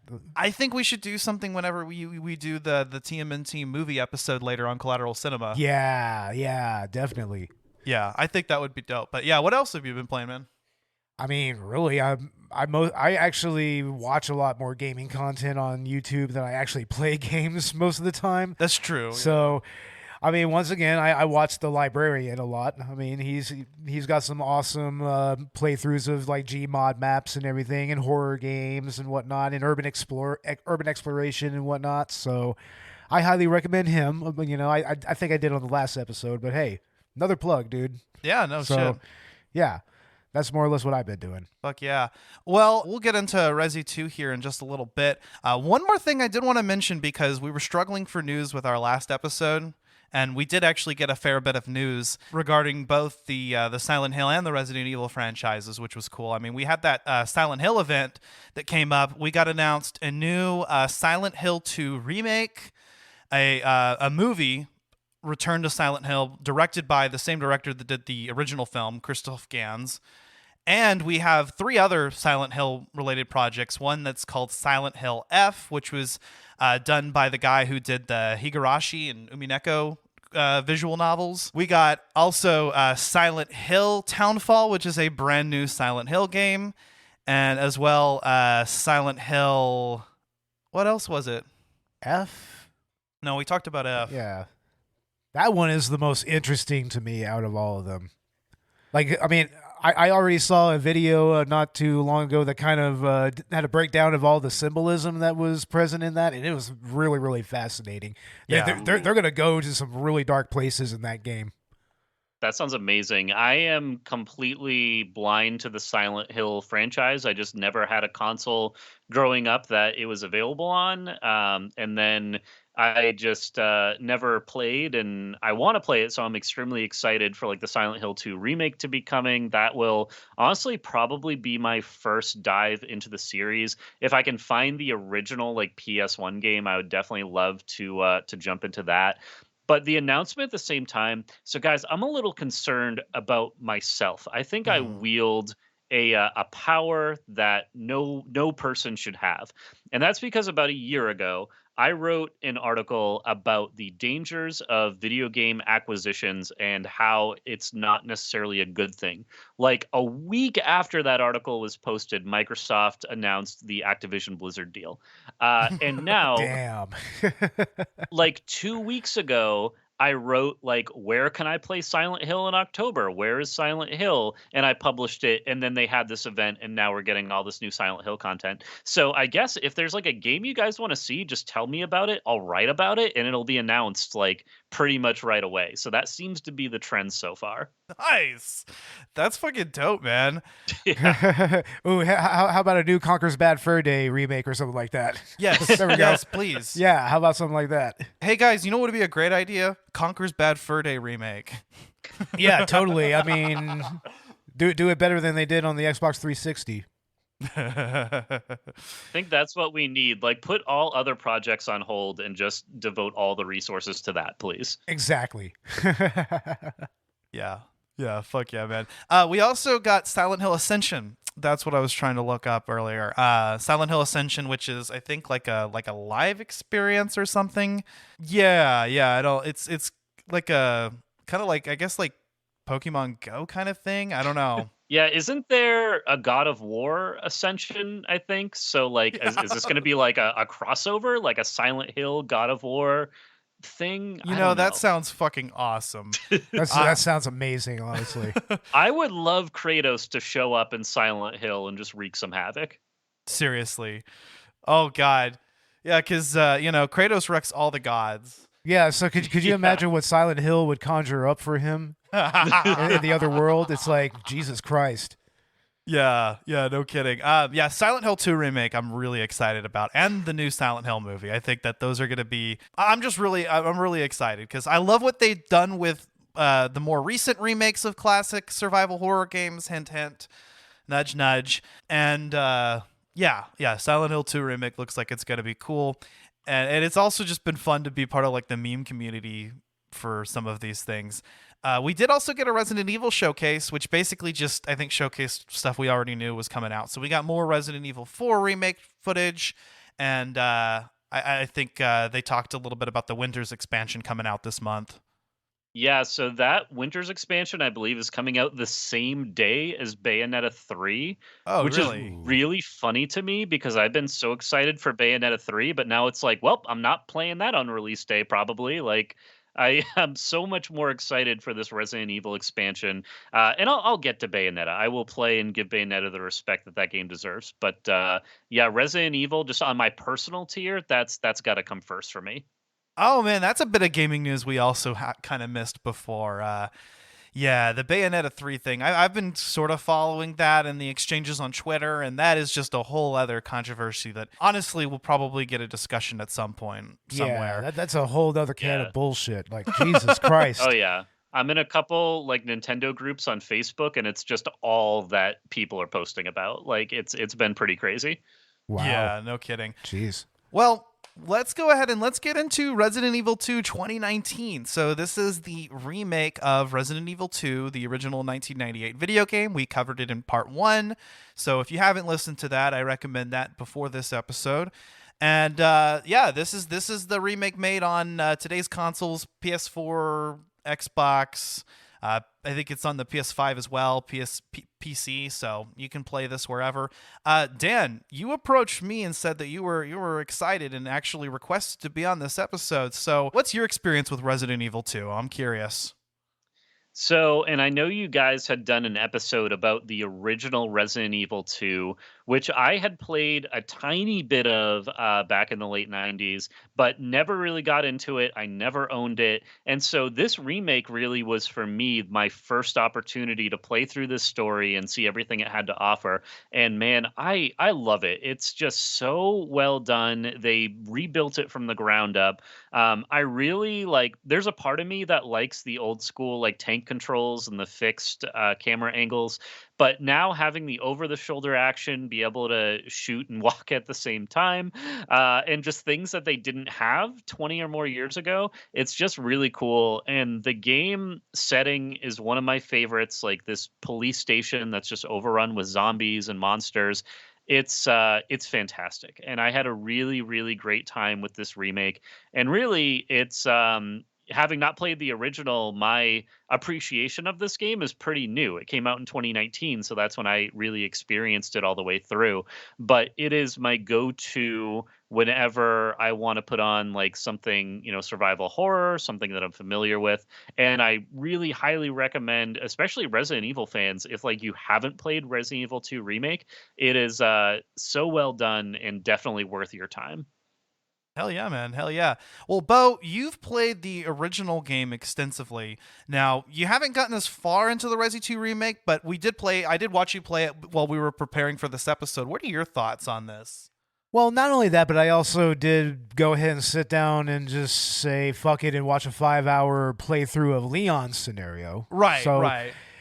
Honestly, I really think that it is a close approximation to the experience that I had with Resident Evil 2 back in the day. It really kind of, just that whole modernization just really, kind of brought out some of the darker elements of the environments, of the story.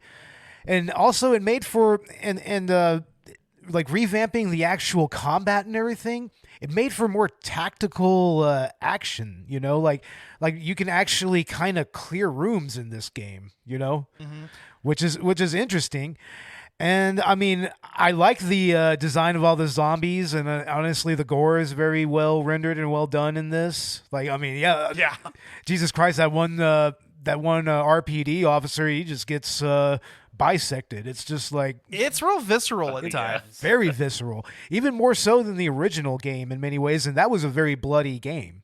Yeah, no, with today's technology, they're just able to really just take this game and put it under a microscope, and you just really get a look at the graphic detail. I think Resident Evil 2 Remake, I'm just going to go ahead and start with my overall thoughts on this, because I've alluded to it previously on the podcast, but I think it's superior in almost every way than the original game, except for the second run /B scenario, which we will be talking about, because that's my only one big gripe with this game, and the only thing that keeps it from really trumping it. But I still gotta say, even with that considered, I think this is my favorite Resident Evil game. I'd like to kind of go back and play through Biohazard all the way, play through Village again, play every scenario of the Resident Evil remake before I really can say that for sure. But just from what I've played, and I've played through both the Chris. I've played through both the Leon and Claire playthroughs. In fact, I did Claire A, because that's what was originally canon in the RE2 1998 game. and then I did Leon's second run, and that's what I played so far. I've also started a Leon A playthrough or Leon first run playthrough in hardcore mode, and that is a whole other difficulty level as well. We'll talk about that, but yeah, no, I think that this game is incredible. I love what they've done in reimagining the story of RE2 and then just upgrading the experience in every conceivable way. Absolutely. Yeah. Definitely agreed. And not having played like the scenario B, the second run through on the original game, I'm curious to hear your thoughts about that. But I would like I feel like I don't see this enough in games, and I would kind of like it because Resident Evil 2 sets it up in a way where Claire and Leon will run into each other like periodically throughout the story, and you never really understand like what the other one is doing, which is it's usually like fine, but then it gets really weird toward the end of the game where you're in a place that the other character has no business being in, and also there's a child there, and you're like, what? Why are you here? And then it makes you, or it made me be like, well, I gotta go play this other like run through. I need to know what this character has been up to. So I love how the characters and those stories like intersect at key points. And then there are like I believe there's an office in the police station that your character A can never get into, but your character B is able to get into. So there are like different different things and different things you can explore like that. So I thought that was really cool. Yeah, I mean that's a holdover from the zapping system that they utilized in the original game, right? You know, Yeah. where you have like scenario A, scenario B, and you can actually play each one inversely, and you know it could give you a different experience each game. Yeah, So, I guess let's start. I'm going to start with the bad. I think that this is actually a really good place to start because it only goes uphill from here. Promise. yeah. In the original game, you had the zapping system. So what you did in one scenario affected the other. If you took a weapon in A, it wouldn't be available for the character in B. Also, A and B fought different bosses, so it made sense. Unlike Resident Evil 1, where you had Chris and Jill, which were alternate versions of events, neither of which were canon, because there is no canon scenario in Resi 1. The difference with the B scenario and the original Resident Evil 2 was that it was what the other character was up to during the events of what you just played. And then you had 2 more playthroughs to go through. So I've played through all 4 scenarios of the original Resident Evil 2, and I can tell you that they're all 4 different experiences. This is where Capcom really let me down with Resident Evil 2 Remake, because the second run actually ends up facing the same bosses and hitting most of the same story beats as the first run. Just the character specific differences. So it's really not all that different from just having the 2 scenarios. Why are there 4 if the second run is not really all that different from the first run? You should have just had the 2 if that's what you were going for. And you know, you just lose that continuity. There's no more zapping system, and you'll not only fight the same boss twice, but you'll watch a character die in the first scenario and then watch the same character die in a different way inexplicably in the second run. And it's like these events can't coincide, and that's fine because, you know, again, in the original Resident Evil 1 they didn't. But why make a second run if you weren't willing to go all the way and do the B scenario properly? Yeah, that doesn't really make a whole lot of sense to me either. I mean, especially since that was arguably like the best and most innovative part of the original game. You know? I mean, it's really what made it it was a selling point, you know? And you would think that with all the new technology that went into this game, it's like they could have made an even more nuanced version of that. Right, exactly. That makes sense, and I like having not experienced like the original. Like I honestly I had not heard of like the zapping system, but I mean that makes sense, right? Like if you're gonna have these characters coincide, that just makes sense the way they should do it. It is funny to me that like Capcom basically rebuilt this game from the ground up, but then didn't put the care and attention into that part of the game to bring over some of those elements. Yeah, and that's really my one big gripe with this game. And at the end of the day, it's really not that big of a deal because, I mean, the game in itself is phenomenal. It makes me wish that there was a version that had a second run that was a little bit more like the B scenario in Resi 2, because it just, that's kind of what increases a lot of the replayability factors of the original game. And of course, this game does a number of things as well to increase the replayability. I mean, because they still brought back the fourth survivor and the tofu survivor mode, and I think there's even other tofu you can unlock. Oh yeah, we need to get a little deeper into that because that is like so funny to me. And like Hear it a little bit. Playing on different difficulty settings, so there's hardcore, and then getting like the S rank on every. And if you get an S rank on hardcore and you only save 3 times and you don't use any infinite weapons, then you get an S plus rank. Wow. Yeah, Okay. yeah. Which none of which I'm close to ever doing, but No, that takes a level of skill that takes lots of playthroughs. To just memorize everything and just know what's coming from where. yeah.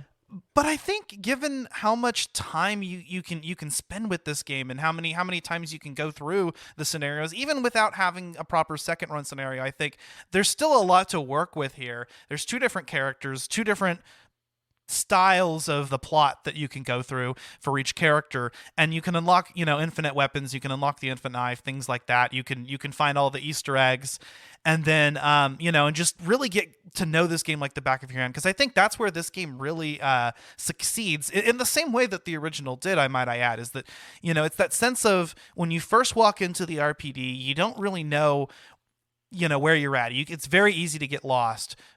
But spend a few minutes in the game and start, moving from one area and back to another area, and then, back again to another area. You really get to start to know that area like the back of your hand, right?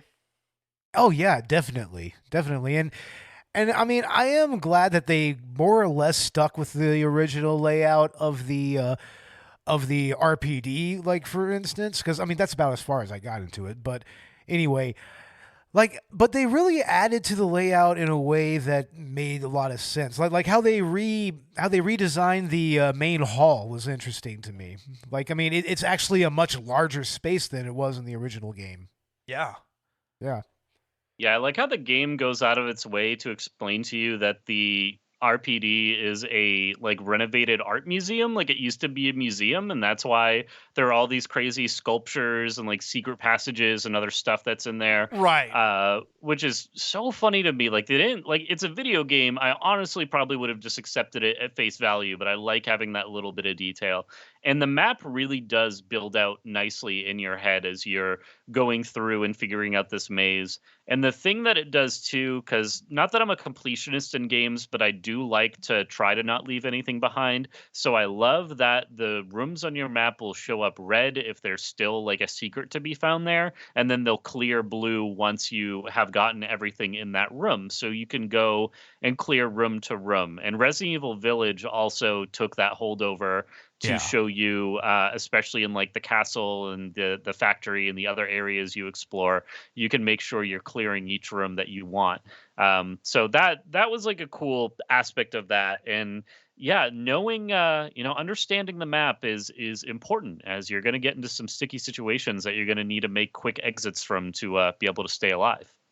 Yeah, I love that the modern Resident Evil games actually do include that.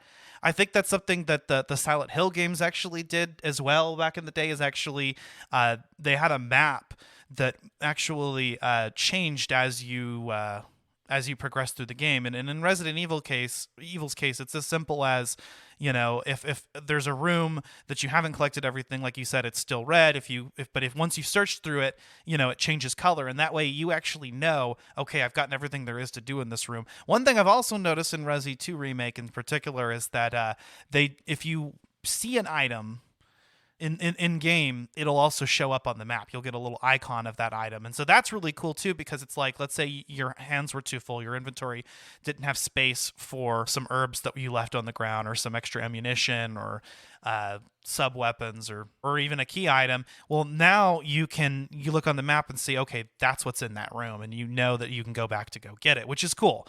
So a lot of just quality of life improvements like that really sell this one as an improvement over the original. And kind of like what you were saying, Beau, with the more modern style of gameplay and presentation. You've got that over-the-shoulder camera that's more dynamic as opposed to the fixed camera angles.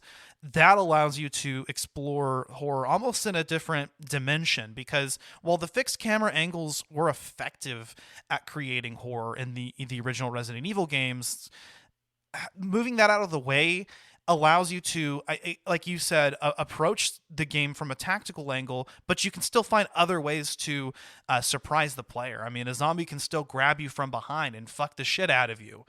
Definitely. Or, the lighting is fucked with a little bit, so where, you might not see that crawler walking across the ceiling. Oh yeah, I mean, it definitely adheres to that modern horror game aesthetic of, a dark room and a flashlight. It's very common nowadays in this genre, but it's utilized really well here. Like, especially when you're talking about like the lickers. Like the lickers, they can pretty much climb anywhere. So I mean, having that effect, and then just all of a sudden you just shine your flashlight and you just see that glistening, slimy flesh, and it's just like, oh crap, Right. You're like, shit. And you kind of have to approach that situation and think, do I have enough ammo to take care of this thing, or should I try to just get past it right now? Yeah, and thankfully they're completely blind. So I mean, if you're quiet enough, and this was the same in the original game, if you're quiet enough, you can sneak around them. Right. Like enemies like that you can. And, even whenever you're walking through a room and you see a bunch of zombies and you think, okay, well, I can weave through these ones pretty easily. It's not as narrow a corridor here. But then you think, oh, wait, there's this giant stalking monster, Mr. X, and I can hear his footsteps 2 rooms over. Maybe I ought to clear these zombies out so that, if I'm stuck between a rock and a hard place, I don't get fucked over. Because that's another thing that the remake has done, and I really wanted to touch on, was the Mr. X encounters. The Tyrant returns in Resident Evil 2 Remake. He actually shows up a lot earlier on, showing up actually in the first run scenario this time, and he is genuinely upgraded in every way. Yeah, so somehow this is something that never got spoiled for me, so it was a complete surprise. And if you remember, when he introduces, it's after a helicopter crashes, and I believe he like shoves the wreckage out of the way and walks through the flames to get to you. And then me not knowing, like, I didn't know who this guy was or what was happening. I just start unloading with him with my gun, and nothing is affecting him. So it's like, oh, I think I just need to run. And so that's what I do. And I distinctly remember I had a party that night. People went home.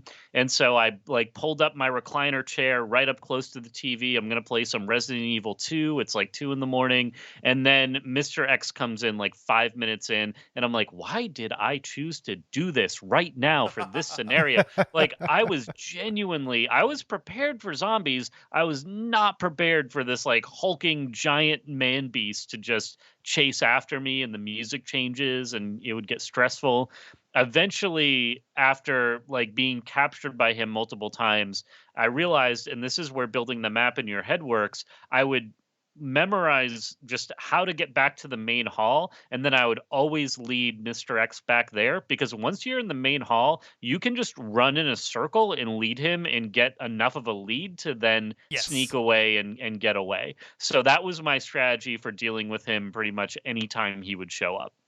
Yeah, no, that's actually an effective strategy. I use that a lot too. Is like, once I got to the main hall, I actually felt safe, because even though it's not technically a save room, it is a wide open area. And so, even if Mr. X follows you in there, you can give him the run around pretty quickly, because I think unless you agitate him, he never comes running at you. He's just always that straight march towards you. And I think that's what makes it so horrifying, is that he's an enemy that it's fairly easy to outrun, but he's just so menacing. And your first thought might be, if you don't know anything about the game or have never played the original, is that, you should take him down. He's like a boss, but no, you can't take him down. And in the original game, you actually could. If you shot him, in the head enough times, or you pumped enough ammunition into him, he would go down, and then he would be gone. And the entire time you were in that room, you got an extra item from him, and he wouldn't show up until his next scripted encounter. In this game, that's not the case. If you pump enough ammunition to him, you can stop him for a few seconds, and that's it. But it's better in almost every scenario to just run away. So he's kind of a carryover from, Nemesis in Resident Evil 3. He's been given that treatment. Or I wouldn't say it's a carryover, given that it's from the second game. Nemesis was in the third game. Well, this is the remake of the second game. Yeah, but in the Resident Evil 2, I mean, Mr. X was pretty much the precursor to Nemesis. This is true. Very much so. And I mean, yeah, Nemesis was pretty much just like Mr. X on steroids with a lot more biomass on him and everything. So, I mean, yeah, it also kind of was the first time that you saw this whole trope of like Resident Evil having this ginormous, implacable man thing coming after you, and that's something that they eventually kind of brought back in the newer games a little bit, especially like Lady Dimitrescu. Right. So I was going to say he's also, kind of a carryover from Resident Evil 7 Biohazard, which is Jack Baker and the rest of the Baker family, but also they did it in Village with Lady Dimitrescu. So I like that they have in several Resident Evil games this type of character because I think it makes the experience much more terrifying. Absolutely. Absolutely. Yeah, when you have something that just literally cannot be defeated and is just always coming after you, it really ramps up the anxiety for this game. And I think one of my favorite details is if Mr. X is in a room adjacent to you, you can hear his footsteps through the walls. So you know that he's nearby, and you know that if you go through the wrong door or make noise, he'll come barging in and be coming after you. Yeah, I love that, he actually is attracted by noise. And if you look at some of the videos of like how he behaves off camera, you can even see this at work because he's always consistently, as long as he's within rendering distance, he's always consistently stalking you and searching for you. If he doesn't know where you're at, if he's not immediately pursuing you, he's opening up every door and he reacts to sound. So if you fire a gunshot, and try to kill some zombies, he'll come running. If he's within, that the distance of you to hear that. And I hear that the longer he goes without finding you, he's programmed to become more sensitive to things like that. Wow. Yeah, to sources of noise. Cool. So, and as is the case with most of these types of enemies in Resident Evil games, he can't follow you into save rooms. In fact, there are even other rooms that he can't follow you into. And once you learn what those are, you can kind of work around it, and but it is always a persistent threat. You think, okay, well, I can hear his footsteps. I need to see which direction he goes, so I know like I'm going to take this route instead. and it's how you start to get to know areas like the RPD. And I feel like that, again, like in the original game, that is the most effective part of this game are the sections that you spend in the RPD, and most particularly the sections you spend with Mr. X. Mm-hmm. You kind of have to plan. You think, I've got to go grab this item from this room, but there come the tyrant's footsteps. Shit, I can't go do that right now. Yeah, and there are certain rooms that I feel like were built for dealing with him, like the room with all the lockers that you need to collect the security codes for. Uh-huh. Those that room is like it's a big U shape, except it goes all the way around. So I guess a big circle is what that shape would be. But you can lure him in there and then kind of run around and be able to get to the exit while he's still coming around the other side. So there are some areas that seem to be designed with him in mind to kind of give you a little bit of a break if you need it. Yeah, that's true. Yeah. And then there are just certain places that for some reason he won't enter, like the Star's office or the clock tower, or I think the interrogation room. Yeah, maybe that one. I don't really remember. He does actually have a random encounter if you go into the press room or in the hallway adjacent or on the other side of it. He'll do actually the same thing he does in the original game where he just bursts through the wall.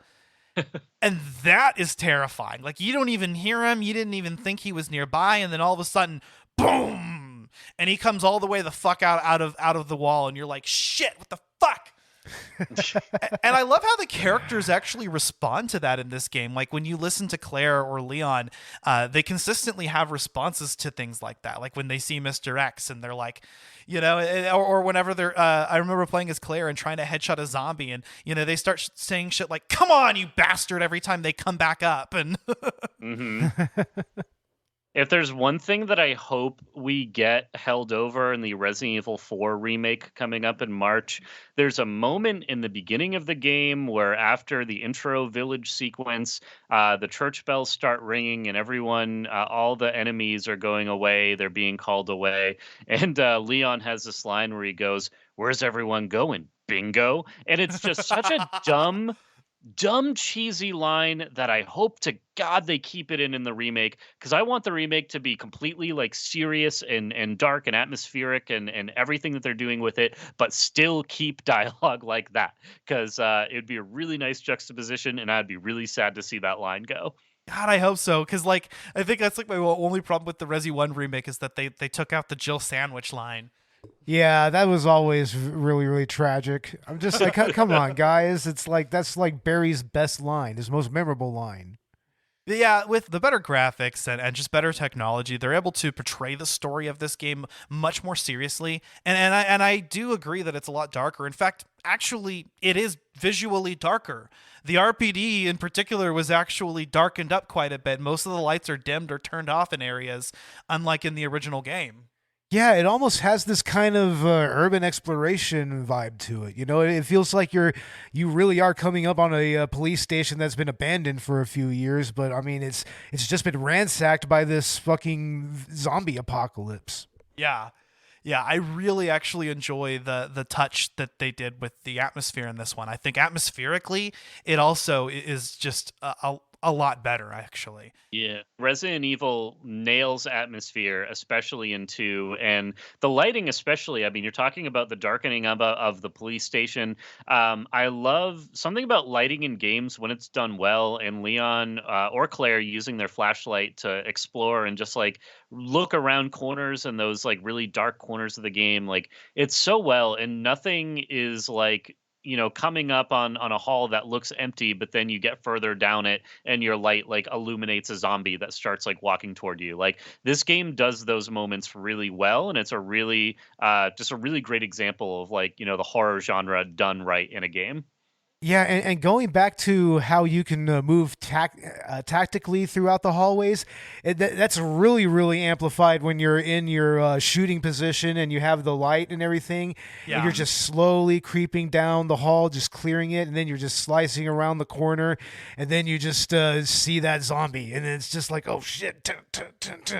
It's like, I mean, it really, really amps up that vibe of, just total surprise. It'll take you by surprise.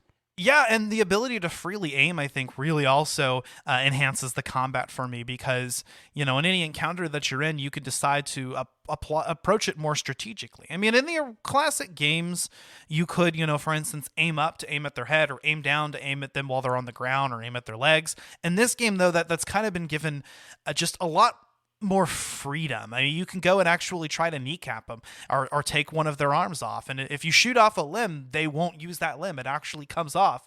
So in a lot of situations, it may be more worth it to just kneecap them and move on, because a zombie on the ground is a lot less of a threat, even if you have to come back to that room later. I like how it makes like the knife more of a versatile weapon as well. If you're able to incapacitate them and then finish them off with the knife, allows you to save some ammo and keep going.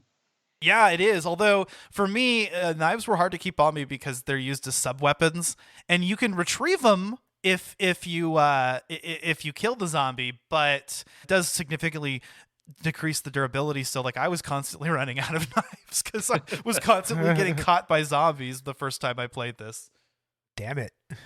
But, the sub-weapons are back. I think Resi 1 Remake had them too, but they've actually been combined. So the knife that you use as a sub-weapon is the same knife that you use to attack with. And you can also throw the grenades or throw the flashbangs whenever you get those. Yeah. Flashbangs were an interesting addition to this game, actually.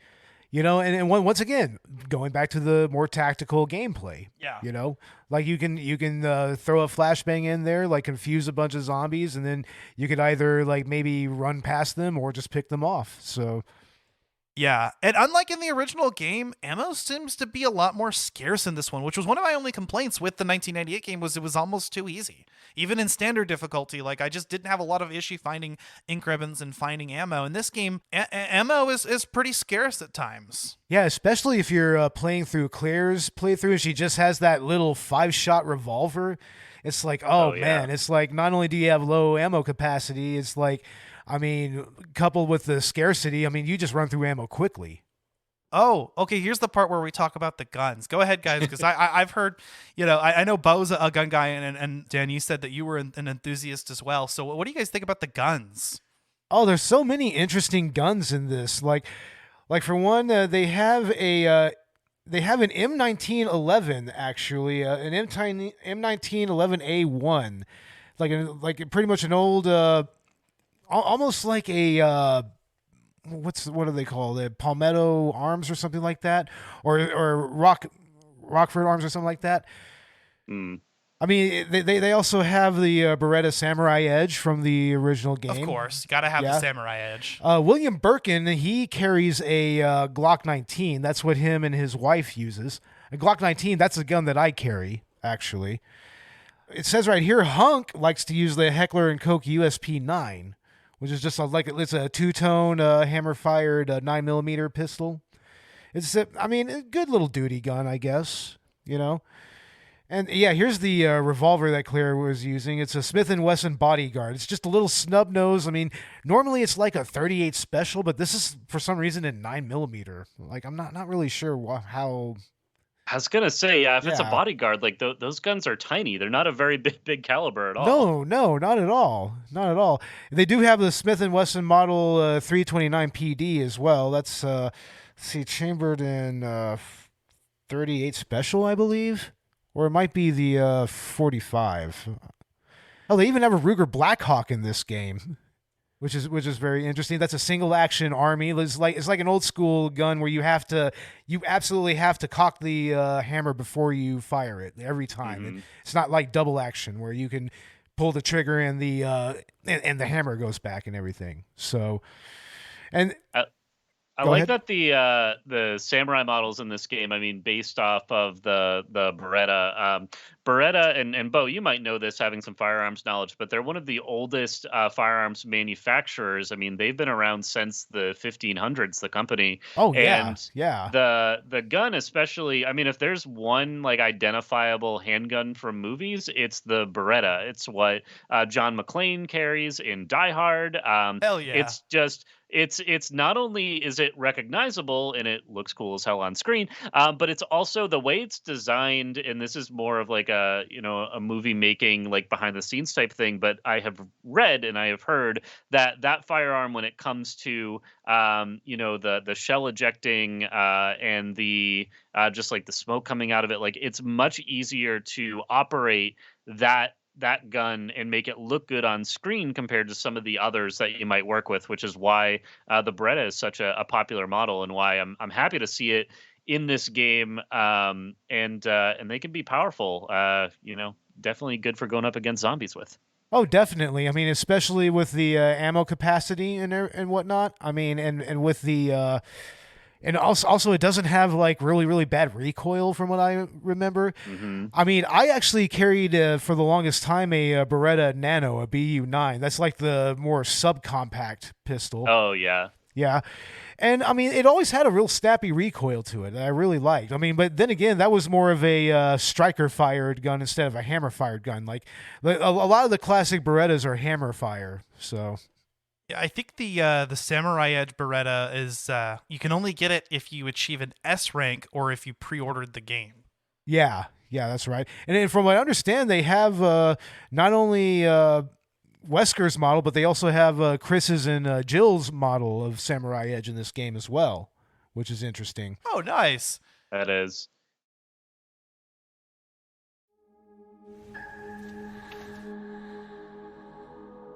What's your mom like? She works at Umbrella. So where's your dad? He,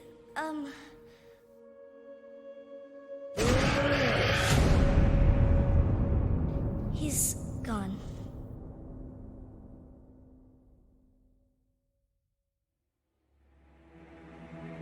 So nobody knows what caused this?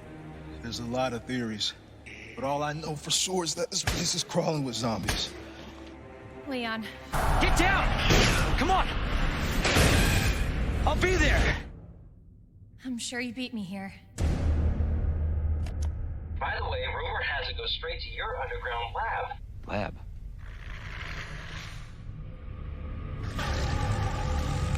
You gotta be kidding me. Get off of me! Get the hell out of here. Before it's too late. What's going on here? Sorry. That information's classified. Seems to be evolving much faster than expected. Nobody cares about that. They want to know about the G virus. What exactly are you looking for? More info on the people responsible for this mess. What the? I swear, you bastard, if you hurt her. Identify yourself. Stop! You'll never get the G-Virus! Sherry, come on! Daddy, no!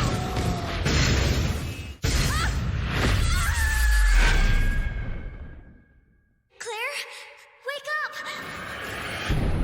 After you. Gee, thanks.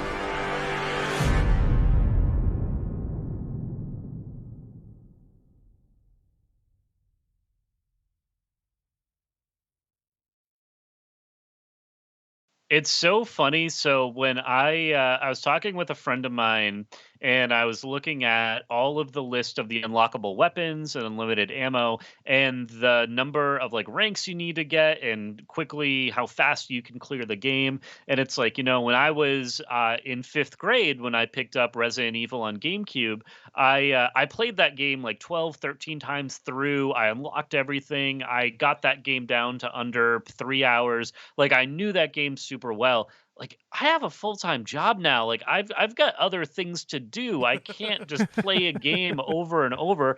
That doesn't stop me from playing games in general, but I kind of jump from game to game. Same. And so Yeah. I'm telling my friend this, and he tells me, yeah, like, I didn't have time for that either. So I just I paid for the DLC pack that basically unlocks all of that stuff. And there was just silence as I listened to what he told me, because I didn't know this existed. And I'm like, you what? You can just pay for this? So I went into the PlayStation store, and sure enough, for $5, everything that would have taken me like 30 plus hours to unlock, you could just get for $5. And I'm like, you know what? I will pay $5 to save myself that time, because I just want to enjoy these guns. I don't want to become like an S-ranked Resident Evil master player just to be able to run around with an unlimited ammo like submachine gun. That's not what I want to do. Well, I think that's actually, there's a good balance there. It's like people whine about microtransactions, but I think it's okay as long as there's another way to unlock that item. So let's say, and also obviously this does not going to apply to multiplayer games, because there's a whole other element that you have to add to there when you think of that. But I don't even play those a lot anyway. But with single player games like this, having the ability to either play through the game a certain number of times to get something like the classic Resident Evil experience, or like you said, because I'm not going to spend a lot of time on this. I'm probably not going to pick up RE2 for another year or two, if that, because I'm going to be busy with whatever we're playing next on the podcast. It's like, if I could pay $5 to get it all, that's cool. I mean, we don't, since we don't really use cheat codes anymore, and in the past, that's kind of how you would have gotten around things like that. Yeah, definitely. And God damn it, I miss cheat codes so much. It's like those were always the most fun part of gaming back in the day. Oh man, that's how we did GoldenEye. We really started to enjoy GoldenEye when we just put cheat codes in. Were there cheat codes in the original Resident Evil games? No, it was just really the unlockables more than anything. Okay. Yeah. Or if you had a Game Shark or something, I think you could load some stuff in. But definitely. Other than that, definitely with a Game Shark. That's true. Yeah, I remember the days of Game Shark and Action Replay. Oh yeah, back on the GameCube and shit. Yeah, I remember Game Genie. That's even further back. Man, we are aging ourselves. That's okay though. Yeah, exactly. It's so funny to me with like so many. I mean, Resident Evil I feel like used to be locked on certain consoles like way back when the game originally had come out. Nowadays it feels like almost any modern console can be a Resident Evil machine if you want it to be. I own almost every game on my PlayStation. I know Nintendo Switch, surprisingly, you can play most of them, and they've now just released, I believe, 7 and potentially 8 as part of cloud versions. Yeah, and I think they did announce cloud versions of 2 and 3 remake. Yeah, that's right. So it's like, yeah, so Switch players can now play that. Not positive if the cloud versions are going to run super well, but it's cool that that option is there. And, more than anything, is a commentary on how we need better internet infrastructure to be able to run those types of things. But yeah, Resident Evil 2, it's so funny to me because I noticed a trend with Silent Hill 2, which we were talking about earlier, where a lot of people say that, like, the original sets up the lore, sets up the world, but the second game in the series is really where things start to take off. And yeah, Resident Evil 2 just embodies that in every way. Like, I feel like it builds on the original and just improves like every single element of it and makes it just a really fantastic standalone game, to the point where if someone were to ask me, can I play Resident Evil 2 without 1 or 0 or any of the others, I would say, yeah. I mean, if you love Resident Evil, definitely play those other games. But Resident Evil 2 can stand alone as its own title, and you're not going to lose any enjoyment from it. No, I agree with that. Yeah, absolutely. Definitely. Yeah, and especially with what they've done with Resident Evil 2, 2019 is just making the game a lot more accessible, improving it in almost every way, and bringing it to, a modern audience. I mean, I like what they've done with just turning the game into a more strategic, tactical game. I like what they've done with, the story taking itself a little bit more seriously, the atmosphere being darker, and just being able to explore locations like the RPD or even the sewers or the laboratory, which have been expanded from their original incarnations. And that's actually especially helpful with the later locations because, they were always kind of the fastest part of the game. And now they've been given just a little bit more length. I mean, if you're playing as Leon, the Tyrant actually shows up in some of the other areas in scripted points. Yeah. So, it just adds another level of terror throughout the game. I love what they've done with that. And if it's not enough of a challenge for you, try out hardcore mode because hardcore mode, man, is kicking my ass. And I don't know that I'll actually, play through that all the way anytime soon. But I was starting to get through, I'd gotten all the way up actually to the first boss, to the G1 fight in hardcore, but they reintroduced the ink ribbons, and ammo is a lot more scarce. Oh, yeah. Zombies become bullet sponges and just take a lot more to take down, and they can also bring you down to danger with just one attack. Damn it. That pisses me off so much, man. It is so much harder. And you start to actually think, okay, maybe I just actually need to leave these guys alive. But then you think, oh wait, here's Mr. X. Great. Yeah. I don't even know if I want to go through that. Jesus. No, I would love to see the different like iterations of how to play this game, like, no kill runs of zombies and just like escaping and running around. I'm pretty sure there are people, maybe not in Resident Evil 2, but in some of the other games, like you could do a knife only run if you want to. And the original game there are. I don't know if anyone's done one of this one. Maybe not. But yeah, it's I got to agree with Beau. I feel like hardcore would just make me mad if I'm trying to go through that. It's rough, but there's a lot of playability there if you have the time to pump into this game, and you could easily pour hundreds of hours into this, I think, and I honestly wouldn't mind it if I had the time to do it because it's a fantastic experience through and through. I will say you'll never really be able to experience the areas again for the first time, like you do during your first playthrough. I mean, that's just kind of an experience that is never replicated again, unless I guess you wait several years to play this until you forget. I just went on YouTube right now, and there are all kinds of playthroughs with all kinds of interesting stipulations. Like, here's one, Leon, first scenario, hardcore, S+, no damage, no knife, console strats. And here's one, Leon, first scenario, hardcore, handgun only, no save, no damage, no item box, S rank, PS4 Pro. It's like, what the fuck, man? It's like people are insane. That's like how I feel when I watch speedrunners who literally commit their life to playing one game and focusing on that game and trying to get their run down as quick as possible. And that is a cool thing that Resident Evil 2 allows you to do. My first playthrough of this game was around 11 hours. You can beat it in under 3 pretty easily if you know where you're going and just connect the dots of the order in which things need to be done and don't waste time with like combat. You can speed run it, and it's designed to be done that way. Yes. But you do need to make a lot of connections in your own head before you're able to do that, because you need to just know, okay, in the police station, I go to this room and then over here, and then I need to go up to this floor. And I have not learned the game that well, but it's designed in a way that allows you to do that if that's how you want to play it. Yeah, I love that about Resident Evil, is that, the games are designed for speed running, but they're also designed to confuse the fuck out of you the first time you play. Yes. It's a matter of just learning the game like the back of your hand and being able to know, what you need to have in your inventory before you go through. I mean, that's something, I still struggle with every time I turn the game on, even having completed through the first and second runs one time. It's you still don't know everything that's going to happen, and it's hard to keep track of it. But I love that you can actually approach the game in that logical way. That appeals to me, that there's an efficient way to play this. Absolutely.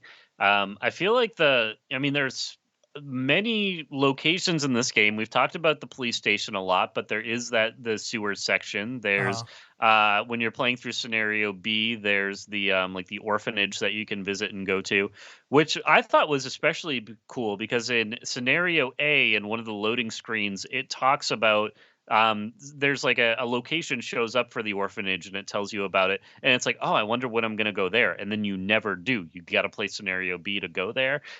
There's the weird lab underground that you need to go visit and work through. So there's a lot of really cool areas where it starts out. I mean, the game literally in the beginning, you're in a gas station, like a gas station convenience store, and that's where things get really kicked off. And then just the different diversity of the different areas you go to has just been super cool, because Resident Evil 1, the locations were pretty varied, but they were all within the mansion, so it's nice getting outside of that a bit and kind of seeing what the rest of the city is like. Yeah, actually, the orphanage that you mentioned, I believe that's an element specifically to Claire's story. Okay. Yeah. That's what that is then, yeah. Yeah. Whereas so Claire has the Sherry section, and Leon has the Ada section, just like in the original game.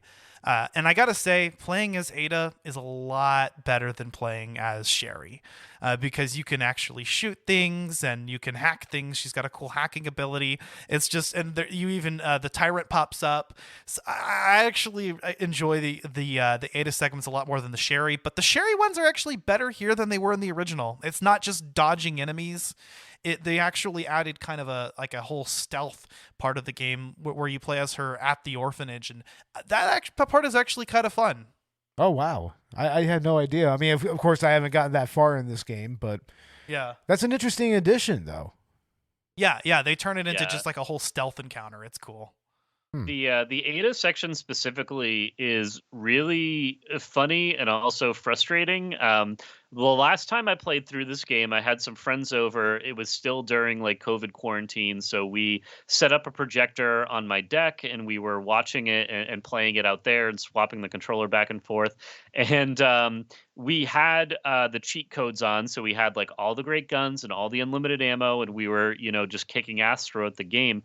The cheats do not apply to Ada. So we got to her section of the game, and all of a sudden we had one gun and limited ammo, and we were just like, we might have been playing it on a harder difficulty too. And so all of a sudden, between the three of us, we just kept getting our asses kicked. And I think we gave up. And I was like, all right, I need to just play this like myself another time to get past this. And then we'll retake over with like all our upgraded stuff. So that was a funny and unexpected outcome of playing through the game with cheat codes.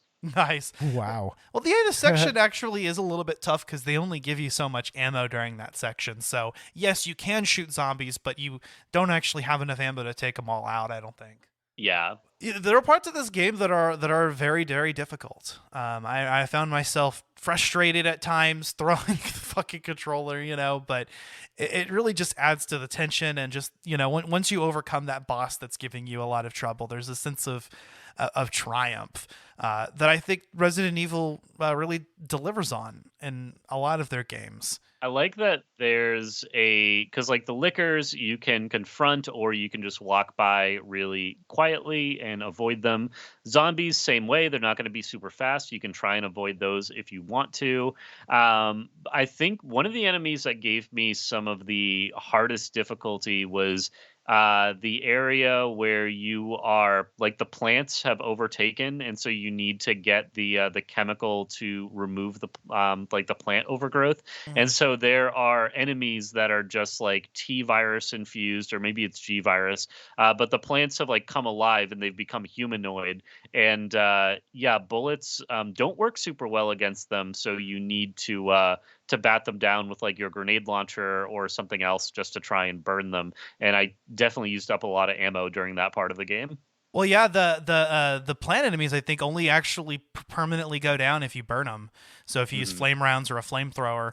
But and then one other aspect of this game that I actually really wanted to touch on too before we get into our final thoughts here, that really adds to the survival horror experience to me, but also just the frustration, were the fact that there's no clear indication when zombies are dead.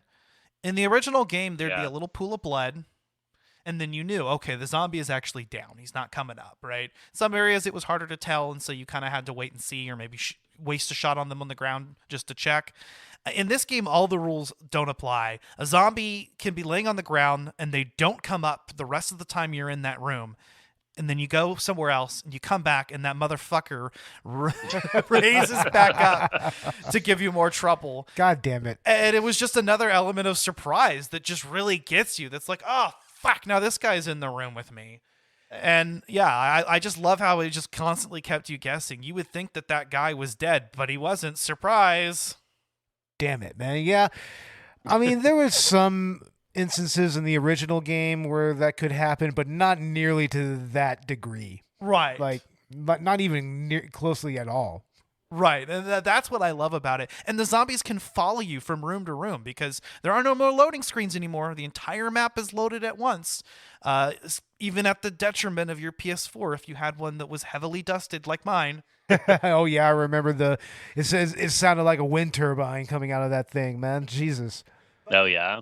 You might feel with the removal of the door loading animations that some of that classic Resident Evil experience is gone. But I beg to differ. I think with being able to just seamlessly move from one area to the next, just allows them to kind of pace out the tension wherever they want to in a room. And I love that it's kind of more streamlined like that. I'm actually surprised. Yeah, it does make for a less janky gaming experience. I mean, I'll always love those animations from back in the day. I mean, I think that is so uniquely Resident Evil, but that doesn't make a whole lot of sense in the modern gaming, sphere or whatever you want to call it. Yeah. I mean, but it also allows for things where like zombies can follow you through rooms. Another element that makes the game more terrifying is that, you might think that you've ditched this guy, but he'll actually come crashing through a little bit later. He'll take a while to break down the door, but he'll eventually do it. Yeah, and I remember in Resident Evil 2, something that they came up with is that sometimes you would open up a door and then randomly zombies would be there and they just come after you. You know, like they would actually come through the door. Like, so they tried to do something like that in like Resi 2 and Resi 3 a little bit, but not nearly as terrifying as this, though. Yeah. Yeah, I like that they can come through, and they can all come through at once. And now in this one small room where you thought you were safe, you've got a horde of zombies coming after you from the library. Oh man, I had that happen a few times when I was playing last night. It was just like, oh shit, oh shit, oh shit, oh shit, just constantly trying to run away from them. But there's just like not enough room to maneuver, and it's like, Yeah, it's tough. You really have to plan it out and think, let me check my map and see what route I'm going to need to take to get out of here, because I don't have enough ammo to take care of these guys. Yeah. It definitely gets claustrophobic at times for sure. And man, this is motivating me to jump back into this game and play it. And I know several months ago, I think back in June was when they officially announced the PS5 upgrades for 2, 3, and 7, I'm pretty sure. Mhm. And I have not dived into those yet. So I'm going to have to download those upgrades and see how the game runs on PS5, because I bet it's really great. Yeah, I bet it's phenomenal. Oh, yeah. Yeah, no, this game is actually what pushed me to finally open up my fucking PS4 and clean it out. Yeah, definitely. Yeah, I remember you had it all in pieces, all out on your kitchen table and everything. Yeah, because they load the entire area at once. It does push your console to its limits, and so the fan on my machine was just kicking up, and then eventually the machine would overheat, and I'd have to stop playing for a little while, and it was terrible. And it's like some games do that. Resident Evil 2 Remake is one of them. But once I cleaned it out, I mean, the fans would kick on during this game because it's just a resource-intensive game, but it wouldn't shut down, and it wasn't nearly as loud as it was before. Now, were you running a base PS4 or Yes. PS4 Pro? Yeah. Oh man, Base. that is, what I am amazed at is the fact that in a few weeks, there are people out there who are going to be running God of War Ragnarok on base PS4s that were purchased in 2013. Me. Oh man, you should do an episode on how it runs and. Well, we're going to what be your talking about it. experience is. It's one of our episodes set for from end of November, and we're gonna actually do part 2 in December as the holiday special. So that way we can do spoiler free in November, and then go into full spoilers in the part 2 section.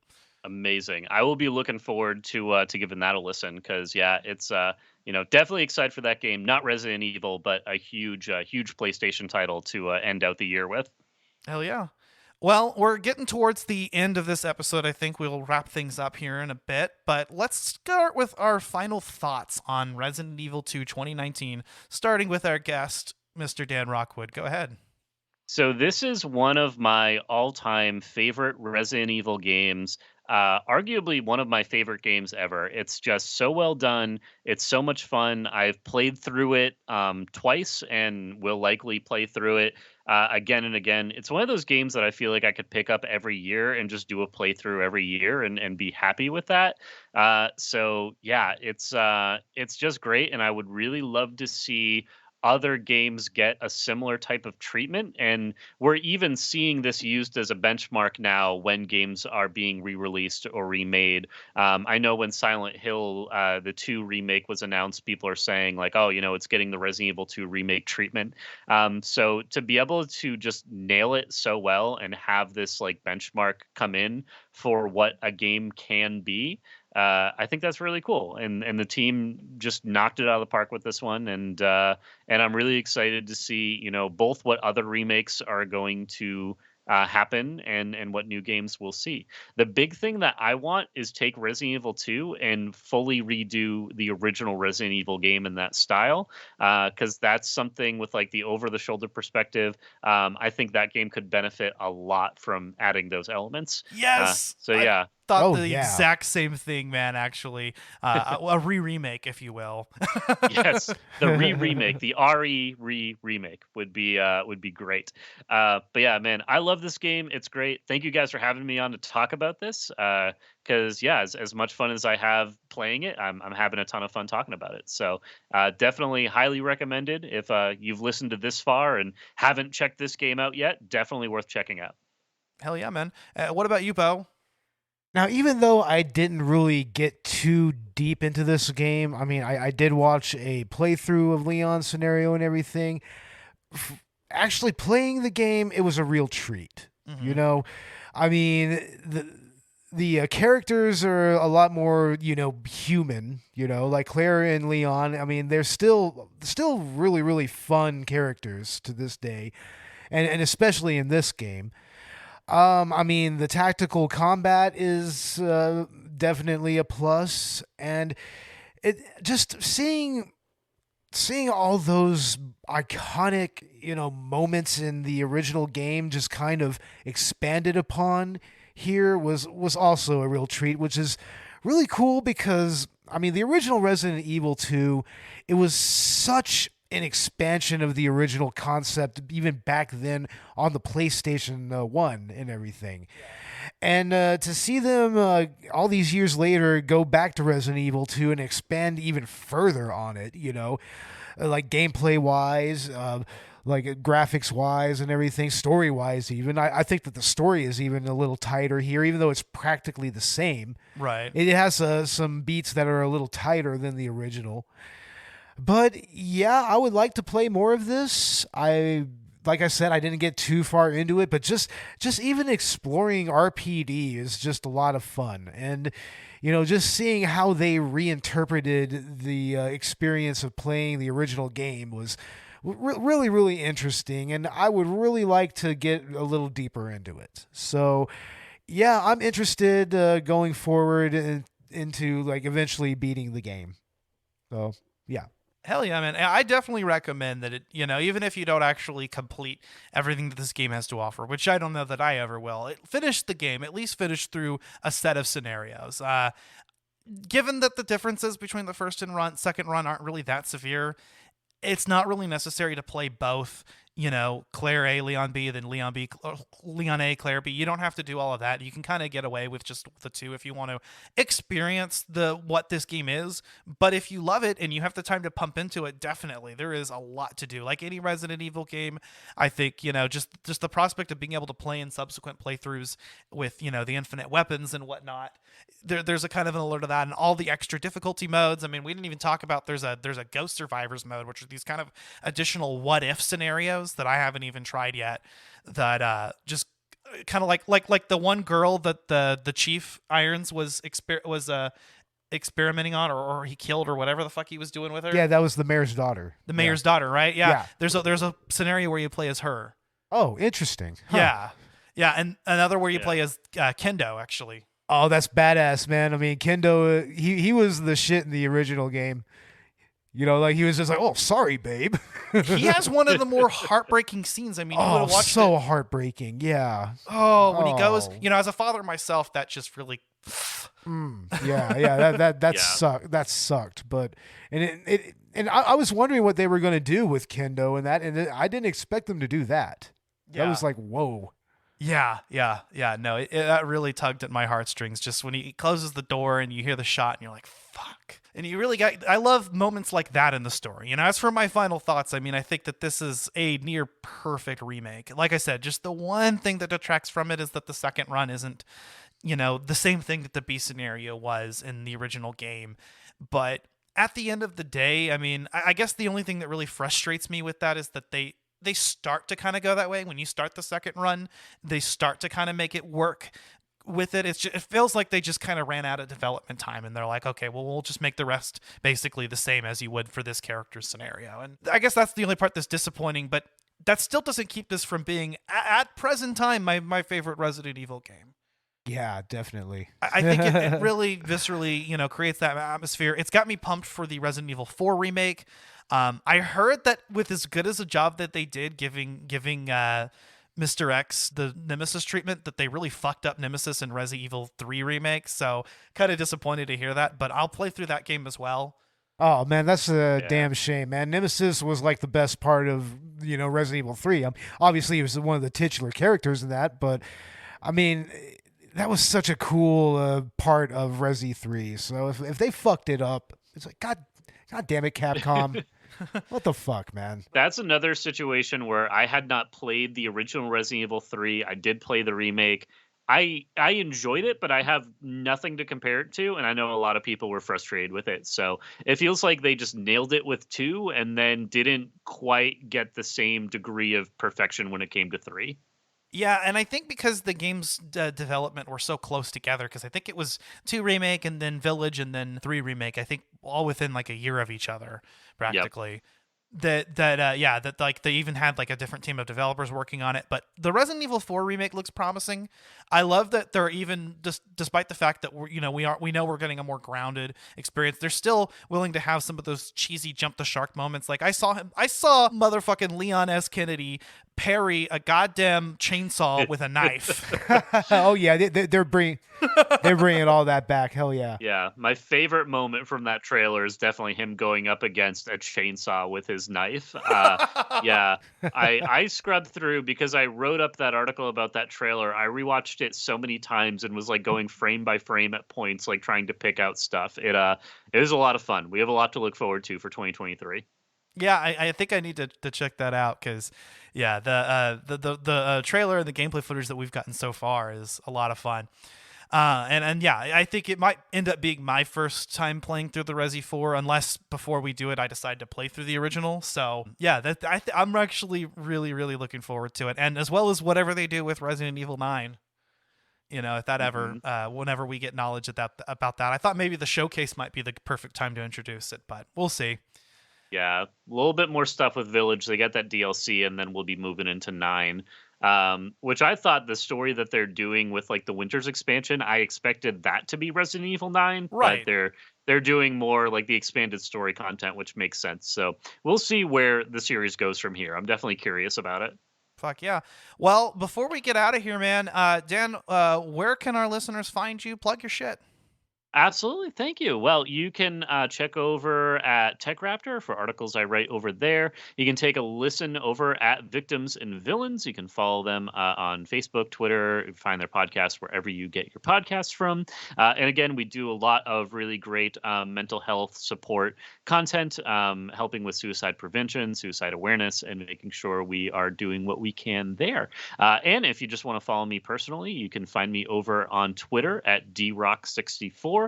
I just retweet a lot of video game personalities and occasionally write my own somewhat funny stuff that sometimes lands, sometimes doesn't. You'll have to see which is which by following me over there. Yeah, Ash, thanks for the opportunity to come on and talk about this episode. This has been a great time. Yeah, no problem, man. And I'm looking forward to having you on our Link Between Worlds episode, which we're doing in December, as well as Tears of the Kingdom, which will be our finale. We already announced that because, I was just way too excited about New Zelda game. Oh, no. Man, I'm over the wall. But yeah, it's always great having you on, man. And, speaking of Victims and Villains, I mean, we have always had, both Collateral Gaming and Cinema have had a good relationship with that podcast. I mean, we come on, to the live streams every time there's an event around, and, we interact with each other's podcasts, guest hosts on each other's episodes, and so it's always been a lot of fun. I mean, with Collateral Cinema, like Beau mentioned earlier, Josh does the holiday episode with us every year. Yeah, at least for the last 2 or 3 years now. Yeah. So yeah, it's actually been pretty cool, and it's been awesome having Dan, having you on these episodes as well. And yeah, you're welcome on anytime, bro. Thanks, man. I appreciate that. And I'm happy to hear about the holiday episode. That's actually brings me back to probably 2016, where I was doing a podcast, my own podcast at the time with my co-host, and we met up.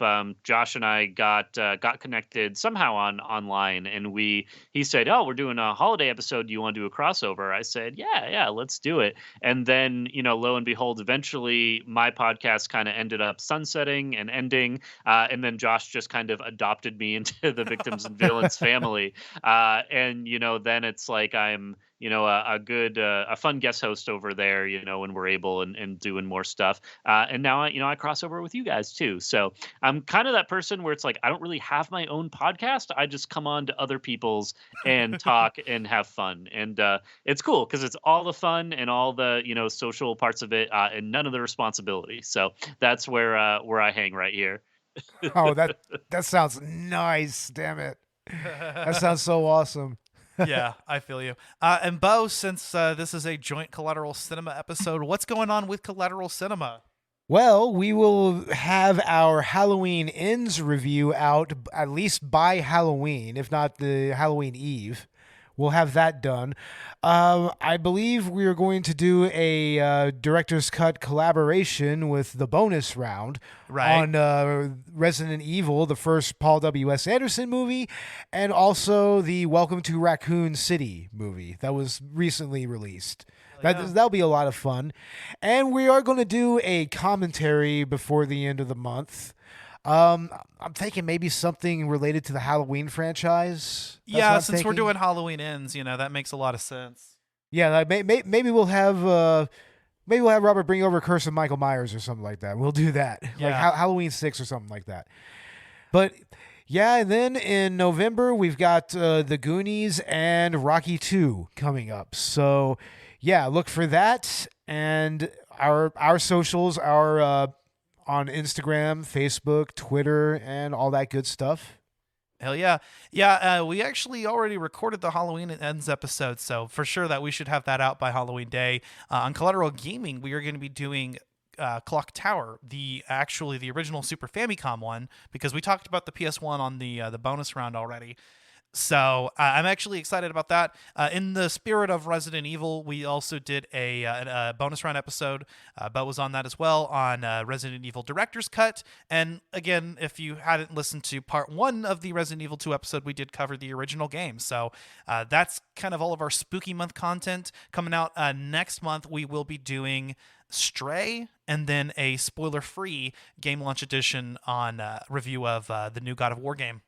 Nice. That's going to be awesome. And that is probably the game I've been waiting most for, my most anticipated game this year. So it's going to be a really fun time. And then moving into the holiday season is going to be actually our Zelda month. That's going to be kind of a thing from now on. We're talking about Link Between Worlds for our numbered episodes. And then our holiday special will be part 2 of God of War Ragnarok, where we can get into full spoiler territory. So that's just kind of what the rest of the year is looking like. And so far, season 5 of Collateral Gaming is looking to be a blast. Oh, that's awesome. Hell yeah. And if you want to support us, you can check out our Patreon. We have $1 and $5 tiers. You can donate any amount of money and you get access to our exclusive Let's Play video game commentaries. On the Collateral Cinema side, all of the same applies for full-length movie commentaries. Oh, definitely. Yeah, we have full-length movie commentaries on the Collateral Cinema Patreon. So join us there at $1 and $5 tiers. We're going to start adding different content to that very soon. Like we might do live stream Q&As there. Like we're going to do some public, but also some special Patreon ones. Once we get maybe 20 Patreon followers, regularly donating and everything. We also might start publishing our main episodes on there early, like maybe at least a few days early. So if you want exclusive access to that, once again, $1, $5 tiers, you might even get a shout out in one of our episodes. So yeah, join us there. Hell yeah. With the Collateral Gaming, since my Elgato game capture device failed on me, the Patreon content has been a little bit slowed down, but you donate any amount of money, you get to see everything we've produced so far, and I might have a way of recording through the PlayStation's interface. Possibly. I know that sometimes they block certain scenes and whatnot, so we'll work it out and see if there's any way. And then as soon as I get some money together, we'll get a new game capture device. And yeah, the sky's the limit as far as commentaries go. If there's interest, we'll do them. But yeah, it's been a great episode. Again, thanks, Dan, for being on. Beau, thanks for being such an active part of this season. Oh, definitely. I'm having a lot of fun doing these reviews of games that kind of tie into my love of retro gaming. And, like we did Final Fantasy VII as the season premiere and then talked about the remake. So yeah, it was only fitting that I come on here and talk about all these old Resident Evil games. So, and I should be joining you for the Clock Tower one, right? Yeah, for the Clock Tower one. We've got a few other episodes this season that I know you wanted to be on, including the 420 episode. So yeah, that's going to be the fighting game episode, right? No. What is that one? Our fighting game episode is going to be our anniversary special. Oh, sweet. For awesome. 420, we are doing Conker's Bad Fur Day. Oh, that's right. Conkers. Yeah. Hell yeah. Yes, give us a new remake of Conker's Bad Fur Day. Seriously. Get on it, Rare. But yeah, thank you guys for being on. If you enjoyed this episode, please leave us a 5-star review on Apple Podcasts or feedback on your platform of choice. Same for us as well, Collateral Cinema. And you can find Collateral Gaming wherever you get your podcasts. We are on Apple Podcasts, Spotify, Google, YouTube. If there's somewhere where we're not, let us know, and we will endeavor to be on that platform. You can also check us out on all social media, Twitter, Instagram, and Facebook. And I think that's about all there is left to plug. Oh, yeah, definitely. I think we got through everything. Well, that being said, I've been Ashley Chancellor. I was allegedly Beau Maddox, but I'm not entirely sure. And I am still Dan Rockwood. Maybe. This has been Collateral Gaming. We are out.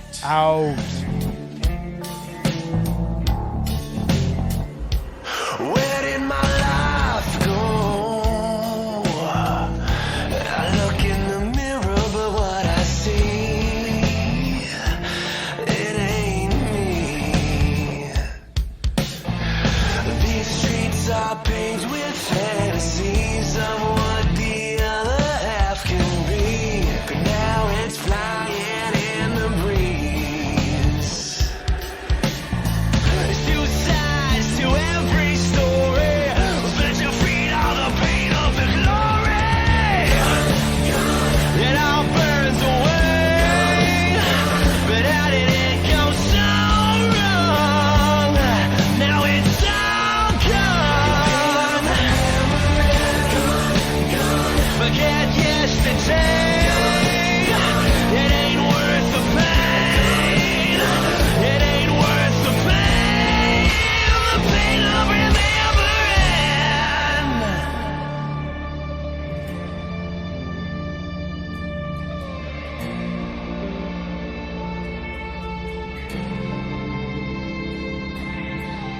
There's two sides to every story, then to feed all the pain of the glory.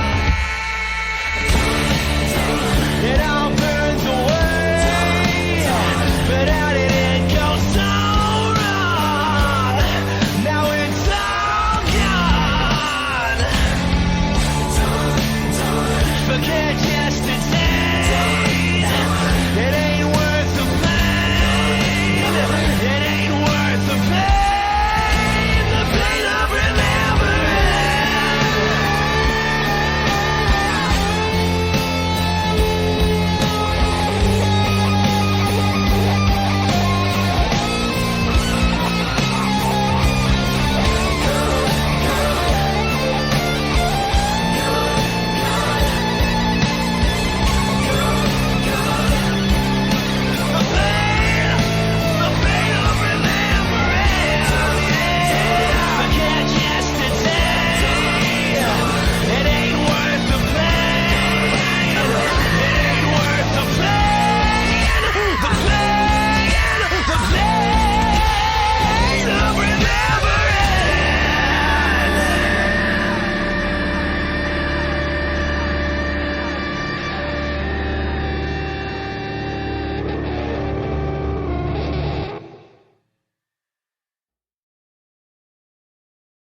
Collateral Gaming is a Collateral Media podcast. All music and game clips are owned by their respective creators and are used for educational purposes only.